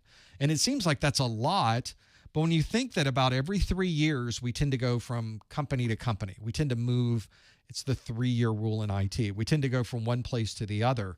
That it's very common to move and try different things in the industry. Well, when you consider that cloud computing wasn't a thing 10 years ago, that's a huge change in our industry in 10 years. There was like the beginnings, the inklings of cloud computing 10 years ago, but it wasn't anything like what we see today. So what you're going to find is you're in IT, you get that first job, you get your foot in the door, you get in the help desk, then you get into operating systems, you learn about the network, and then something in the industry changes. Something in the industry is introduced, and you get on the beginning of that introduction. Well, now you become the de facto expert in that new technology because yesterday that technology didn't exist. There's no choice but for you to be the expert in that technology, because we're all learning it at the same time at that point. So that's what I would recommend is don't worry about somebody that's telling you, you need this certification, you need this certification, you need this certification, unless that person is a hiring manager. That's the person you should be listening to if your goal is to get a job or get a better job. That's what I would recommend as well. Other questions. Let's go through this one. This is sort of we'll go back to Dennis, who asks, when did you start creating videos on YouTube? When I was a child, I started creating videos. Technically, did not start creating videos on YouTube. I started creating videos on blip.io, a streaming service that today no longer exists. In fact, when blip.io shut down, I moved everything over to Vimeo. Obviously, Vimeo certainly still exists because Vimeo at the time was providing, you could get HD. YouTube didn't even have HD at that point, but Vimeo did. So 1080p HD was what we were looking for. And if I go back over time, let's go back over the last lifetime of my YouTube channel. I finally moved over to YouTube once I already had 1 million views on Blip and Vimeo combined. So we were already doing it for quite some time before this. But if we were going to look at just views, let me see if I can bring this up. Would this be under audience? Would it be under, no, it'd be under content. It's hard to put this on the screen because there's too much personal information tied up in this. But if I go back in time to what would be my very first video, I guess I can do this by going to my content on my channel and sorting by date. The first date that I have for a video on YouTube is using InMap in a live CD distribution. Do we have this? We do. Let me bring myself up. So here's the video in a great 4:3 non-HD. This looked a lot better when I upgraded it, but I think because it's been on YouTube so long that they've moved it off into sort of an archived form. And that is 15 years ago. So that gives you an idea. Hopefully that answers your question about what in the world. 15 years doing videos on YouTube. So not bad. And we're still around. We're still doing it. I was barely walking at that point. So that means I'm really young right now. That's what that is. Other questions. Let's keep going. We're going to keep scrolling. This is an interesting question. I like these questions because it kind of makes us think about us and the world and the universe and everything else. The question is there room for introverts in IT? I'm thinking about getting into network admin or security monitoring, but worried there might be a lot of social interactions / meetings and proposals. There can be with certain positions, but there's other positions in IT that really have you very heads down, where you're not doing a lot of working with other people. I would, in fact, if you wanted to maybe broaden the scope from IT into something broader, which is more of technology, we often think of application developers, the computer science side of things. We often think of those folks as being very heads down. You're creating code. You're just sitting at your desk all day creating code. A lot of code creation. You're typing, you're debugging, you're uploading, you're downloading, you're syncing, you're doing all of the things programmers do. There's not a lot of interaction with other human beings other than other programmers you're working with, but you all speak the same language. Working with people who are your peers is not the same thing as working with people who may be outside the organization or in different departments or doing other things. You're really just talking technology with the people around you. But there's other jobs in IT that are very much social type of jobs. I had one of those as a systems engineer, and I worked for a lot of different manufacturers of software and hardware. And we would hop in a car in the morning, go visit a customer. First thing we do, sit around a table with a group of them, and we talk about what they're doing and what their challenges are. And here's the technology I have, and I think this technology can solve some of your problems. That was a very normal day for me. And I would end up doing 3 and 4 presentations a day, meeting people I've never met before, going places I'd never been before. And if you are at all averse to that type of interpersonal communication, then that probably would not be the job for you. But there's lots of jobs where people are working in data centers where it's lights out in the data center and you're managing everything at one console, and there's a handful of you in the data center and you're managing everything. So maybe data centers would be for you. Or you're in charge of working at an MSP and you're in charge of managing the RMM. So you're making sure that you're able to monitor all the systems, that everything is being updated, you're getting alarms and alerts, and you're not having to go out and do presentations. So there are types of jobs in IT that are very broad and work across the board for a lot of people, that some have very little human interaction. Others have a lot of human interaction. That's kind of goes back to the beauty of IT in my mind. That's why I really recommend this line of work for really anybody. There's a type of job and a level of flexibility and a level of pay for anybody that really meets anybody's requirements. Very, very useful. And as Kevin says, having a lab to de-stress is also helpful. Also recommend golden retrievers, my favorite. The dogs will also help you as well. Always need a puppy. Other questions. Let's keep going. This one is more of a strategic question as well. It says, thoughts on going to college versus straight into the workforce. If you watch my video on how to get a job in IT with no experience, the first element I mentioned to you that is important in the job hunt and how to get a job in IT with no experience is that you have a formal degree. And that can be a 2-year degree. It can be a 4-year degree. It can focus on technology, or it might not focus on technology. My 4-year degree is in business management. It's not in technology. So you do run into those situations too. But employers, even today, still like college degrees, even though colleges have not evolved with IT. In fact, it's unusual to find a college that has a focused and singular approach to information technology. We've discussed this in the study group before, but it's really, really hard to find true IT training or IT knowledge in a formal degree. It's getting a little better as time goes on, but it's evolving very, very, very slowly. Universities don't want to teach IT. They don't. They've just come out and said it with some universities where they've even said it in a very elitist, nasally tone. They mention that we're not here to train you. We're here to teach you. Oh, thank you, college, for teaching me. They have such a broad and overly elitist perspective of what they bring to the table. Because once you go through a 4-year degree, you realize that was it. Your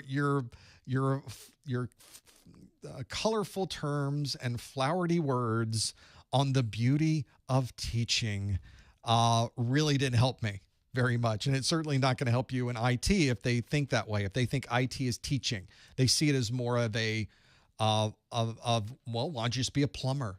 Why don't you learn how to repair air conditioners? Well, I guess there's an aspect of that to the knowledge that we get in IT, but it's a lot different than being a plumber or repairing air conditioners. In fact, those have their own challenges. Those have their own highly technical aspects of them as well. So I tell people, employers, though, still like the college degree. So get a college degree in the thing that you would like to get a degree in. If you like marketing, go get a degree in marketing. If you like English literature, go get a degree in English literature. But I think probably the degrees that probably work the best in IT are not necessarily the liberal arts degrees. Those would be the ones around languages, literature, music, drama. Those are not necessarily the best choices, but even so, if you've got a degree, you've got a degree. getting a degree in economics, getting a degree in a form of business, international business, entrepreneurship, management, marketing. Those are good too. And there are an increasing number of organizations that can give you a degree in cloud computing, in information technology. You may be able to find one in your particular area. So look at the different universities and colleges that are near you, and you may find a degree that actually might fit with what you would like to do in the future. Regardless, employers like that. And skipping over college doesn't really help you very much on the job hunt. There's no comparison here. A lot of people will say, I'm not going to get a degree because I'm going to get certifications. Well, those aren't the same thing. Those aren't even close to being the same thing. And they're not designed to be the same thing. And they're not designed to replace each other. College degree provides a certain type of a qualification that you can bring to the table. Certificates bring a different qualification. And you need both of those to really present the best possible face when you're looking for a job. And that's why I tell people getting a formal degree of some kind can really help you not only in the short term to get the job, but as I've mentioned before, later on you want to move up into a management role within an organization. I don't know, maybe you've lost your mind and that's what you'd like to do. You can move into that management role because you have a college degree. Some organizations won't let you move into management unless you have a 4-year degree in something. And that's the interesting part to me, is they don't necessarily care what that something is. They just want to know that you have it. It's kind of an odd thing. Well, I got the piece of paper. Great, come on in. Well, I don't have the piece of paper. I'm the same person. We don't want you here. But that's what they do. That's how it works. So there is a bit of strategy there. There's a little bit of let's play the game. Let's get everything you want me to have, and then we can move forward from there. It just makes sense. Other questions. This sort of fits into what we were talking about. Manik asks, how necessary is it to learn a programming language thoroughly if I'm just starting? Well, as I mentioned, there's sort of two sides to technology. There is computer science. In fact, if you go to almost any university, they will have a computer science program. And if you look at the different classes you take for computer science, it's about creating and developing applications or creating code to help support hardware that you're building. That's a very specific, very unique science unto itself. Indeed, it is computer science. They are programmers. They are developers. They are building applications. And you can spend your entire career learning, optimizing, and becoming well-versed on the programming side. I'm really referring to that as programmers. If you're building an application in a web browser, if you're building an application for a mobile device, if you're building an application that someone will be able to use to perform a function, those are programmers. And they use programming languages like C++, like being able to sit down with the mobile languages themselves. They're different across iOS or Android and other ones as well. They're building apps. That's a different group of folks.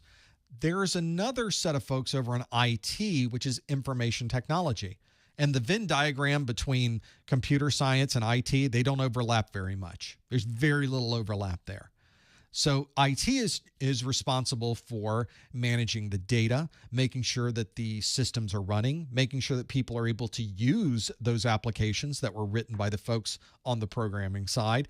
They are there to secure the data and make sure that nobody else gains access to this data. They're building out cloud-based infrastructures or data centers to be able to support the use of these applications, but they're not creating the applications. IT does not do programming. Now, what IT does in the terms of what most people might do, but the IT, we do a lot of automation. And to automate, we need to script. So that's where I differentiate the use of code. On the computer science side, you're programming. On the IT side, you're scripting. And it's a very different world between those two. Scripts can be built in PowerShell. They can be built in Python. We could do shell scripts. We can do batch files. Those are primarily the tools we have available to automate our systems, to automate a backup, to automate the restoration of an operating system once somebody gets infected with malware, to automate the building and tear down of certain parts of our cloud infrastructure. And so I often tell people, if you want to become very well versed and have a set of skills on your resume that is going to help you for the rest of your career, learn as much as you can about PowerShell, learn as much as you can about Python. Neither one of those is going to build applications. You're not going to create an application from Python. You're not going to create an application from PowerShell. That's not what they were built for. But you're not going to build applications anyway. You're in IT. So when you ask what programming language is important, I'm going to flip that over and say, what scripting language is important? And I would say, pick whichever you'd like, but pick PowerShell or pick Python. And then learn about those, write scripts with those, automate with those, and become comfortable in how to use those, because you will certainly use them once you get into IT. Automation is a huge part of what we do. I have been automating in IT since my very first day in IT. So make sure you're familiar with how to do that. Other questions? How are we on time? We're a little over time, but that's okay. We'll do another couple of options as we go through here. This is sort of, we'll fill in the blank here, but Joseph asked the question, do I teach or plan to teach? Fill in the blank. Joseph says CISSP. Other people will say CISSP+. Other people will say CASP. Other people say Cisco CCNA. Others will say Microsoft Azure or Red Hat, or I get a lot of requests for this. I would love, and I have a list, so I guess I could say I'm planning to do a lot of things. But is there enough time in the universe for me to do everything I would like to do? The answer, of course, is no. But there are some things I'm hoping that I will be able to do in the near future. I don't know that CISSP is necessarily at the top of that list right now, probably just based on the number of people that need it. But there are others that I am looking at. I'm never not putting things in a list and ranking them as to what might be next on my list, but not right this very second. Probably not planning CISSP at the moment, but that's sort of the way it works. We don't know that this is the case, but it's certainly something to think about, and it's not, quite honestly, not unusual.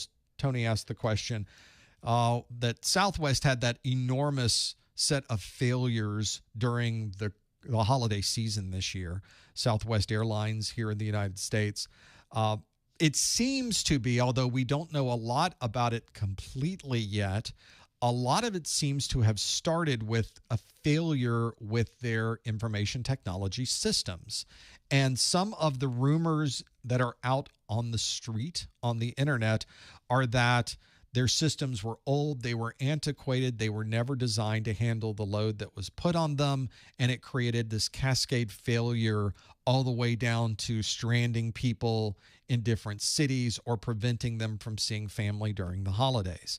That was a pretty damning set of circumstances for them, and we're, of course, learning more about the entire meltdown as the days are going by.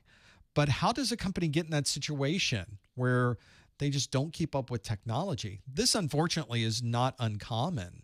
Across the board, not uncommon. Because what does Southwest Airlines do?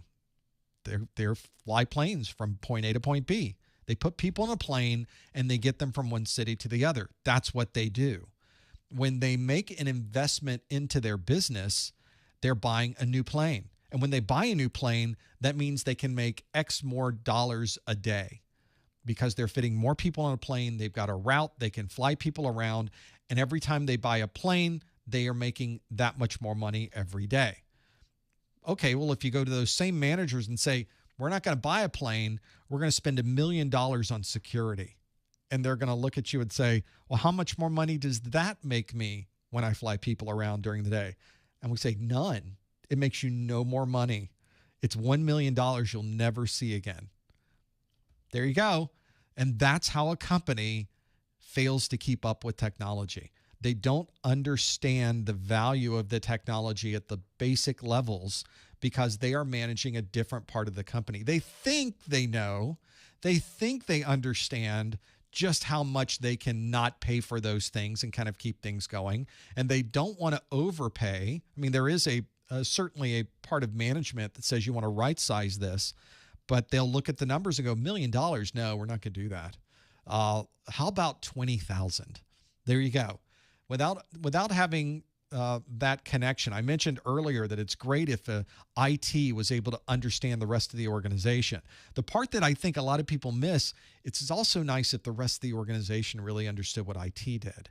And that's really I'm not going to name names or say it was part of this particular situation, but the responsibility of that is the CIO.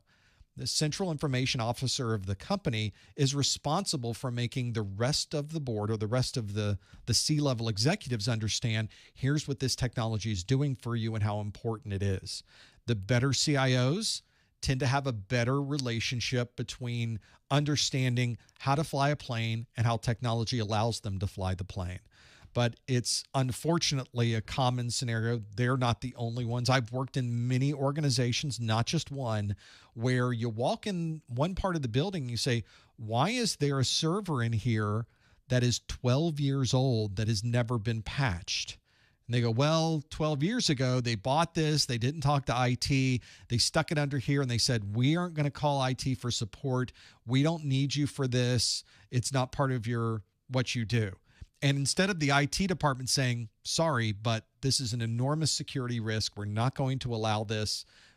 Instead, the political game ensued, and that company was able to keep a 12-year-old server under someone's desk with no patching and no administration on it whatsoever. That's just common. And that's why if you get to Security Plus, we talk about this. We talk about the machines that are left, the unknown machines that are unpatched that suddenly become that entry point for attackers because it's just wide open. Not something you really like to see. And I'm not saying that's what happened in this particular case with Southwest, but it certainly makes everyone else think that maybe we should look at our own technology and make sure we don't fall into these situations as well. That's what I would think when you start looking at those. Really challenge for these companies to do it. Imagine you're an insurance company. What's that have to do with technology? You're a company that makes widgets. You make pliers. You're a company that makes pliers for electricians. Why are we spending money on IT? Well, I don't know, because everybody comes to your website and buys these, and they do that by using your technology, but they don't seem to fit those things together and make that happen. But that's kind of the way it happens in this industry.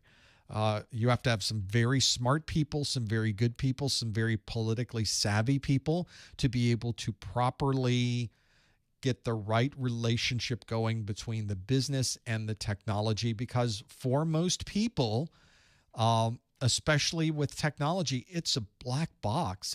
It's a mystery box. You put data in it, something happens, and then data comes out again. And we don't know what that is. We just know that we've got these people that we're paying a lot of money. These people there becomes this divide, sort of an angry divide between the people who have to pay for it versus the ones that have to manage it. And then it all just goes south from there. Not the best situation. And it's sort of a cycle of things. I've seen this very often where a company, they are doing this. They make your IT department look so ineffective on purpose so that they can then outsource the entire department. That outsourcing, ironically, is the same people sitting in the same desk that now work for a different company, the outsourcing company, doing the same thing on the network. And then they realize, 3 years later when the contract comes due, well, that didn't help us at all. Let's bring all this inside. Let's bring it in. They get another group of managers in at that point. Let's bring all of that in-house. So they go from having it in-house to outsourcing it to bringing it back in-house again. It's just the circle of life, the circle of the technical life. And it is a little bit crazy, and it is a little bit everybody trying to figure it out. Sometimes it's political. Sometimes it's money related. Sometimes it's just just plain ignorance, but it does indeed happen. Boy, what a challenge. This is a pretty good one because this does come up often. Is the online bachelor degree program in IT looked down upon by employers? I don't think it's looked down upon at all by employers, but some employers have a different perspective of how valuable it is to their organization. The challenge that you see with online is that it doesn't have that 4-year university name next to it necessarily. Generally does not. If you go to some of the Western Governors Universities or some of the other independent or private organizations that have IT degrees like cloud management, those are the ones really with the latest technologies there. If you want a degree in cloud, you're not going to find that at a stuffy 4-year university. They don't even know what you're talking about. Oh, that's over in meteorology. That's not what we're talking about. We're talking about the cloud. Yeah, I just told you it's in meteorology. They have no clue about how anything works in the last 5 to 10 years in technology. So having a knowledge of that, if you can walk into a customer and say, or to a potential employer and say, oh yeah, I have a knowledge in cloud for this cloud position you're looking for. In fact, here are the things I've done with Azure. Here are the things I've done with AWS. Here's the systems that I set up. Here is the Python that I used to be able to automate these systems. And there's what I did for my degree. And they're thinking, well, that's what we need. That's exactly what we were looking for. Why don't you come on board and work with us? That's valuable. So these third parties would not exist.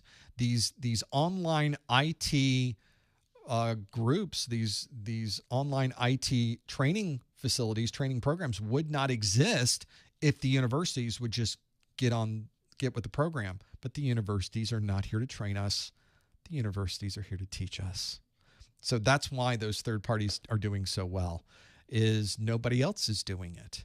And, it's working okay for now. I think those third parties are actually doing a good job of teaching people skills they need today's skills, and being able to use those. So if you need to get Linux, or you need Windows knowledge, or you need cloud, or you need any of those, data, storage, these are all what everybody's doing these days. Why not get knowledge in that? Now you have to show up on your interview and talk the talk and walk the walk. But if you've already gone through the program, that's a relatively easy thing to do, and being able to make that happen. So that's my opinion of those third parties. I do have a little bit of skin in the game on that one, because I have one son who did get a cloud computing degree from a private university, and I have another son who's starting with another different online university/certification training program. So that's how that works. Those the reason I know about those is I know about those. I get to pay for those, so I know a lot about them, and that's what I focus on. Let's talk to the chairman, which I think this is a pretty good question. This does come up from time to time. I'm disabled with limited fine motor functions. What type of IT jobs would be good for me? I've worked with a number of people through the years that have had these types of challenges, and there are lots of IT jobs for this. When you consider that there's a huge chunk of jobs in IT where you're answering a phone, you're listening to a problem, and then you're deciding on the next course of action for that problem. We're just problem solvers. We're quiz masters. We're constantly trying to fix a problem. That's what we do. And in most cases, you don't need to be able to walk to do that. You don't need to be able to have great motor skills to be able to do that. You need to have some way to input data into a system. Some cases, not even with your hands. I've worked with some folks in this industry who had no use of their hands or legs and worked on a help desk, because those technologies exist for voice recognition. And this was well before the days of Siri and all of this amazing voice recognition we have these days. They would come in their in their wheelchair. It was a motorized wheelchair. They would roll into the help desk. They did have someone with them that could help them with certain aspects of, getting their headset on and, connecting them up into the computer and the voice program that we had. And they would just take calls all day. And they would know what the problem was about. They were able to get the ticket written online. They were able to submit that off to the right folks, and then they take the next call. There's plenty of jobs, and I would say, I would argue, my job particularly does not require a great set of motor skills. As long as I can push the button on the mixer and push the button on the video machine up here, I think we're in pretty good shape. And I'm typing the rest of the time. It's all about finding a way to get information into your computer, and there are more ways to do that today than there has ever been in the history of technology. There's so many different input methods. Voice recognition is remarkable these days. Just lots of ways to do it. And that makes me happy that we have those situations there. Some of the people that I used to work with had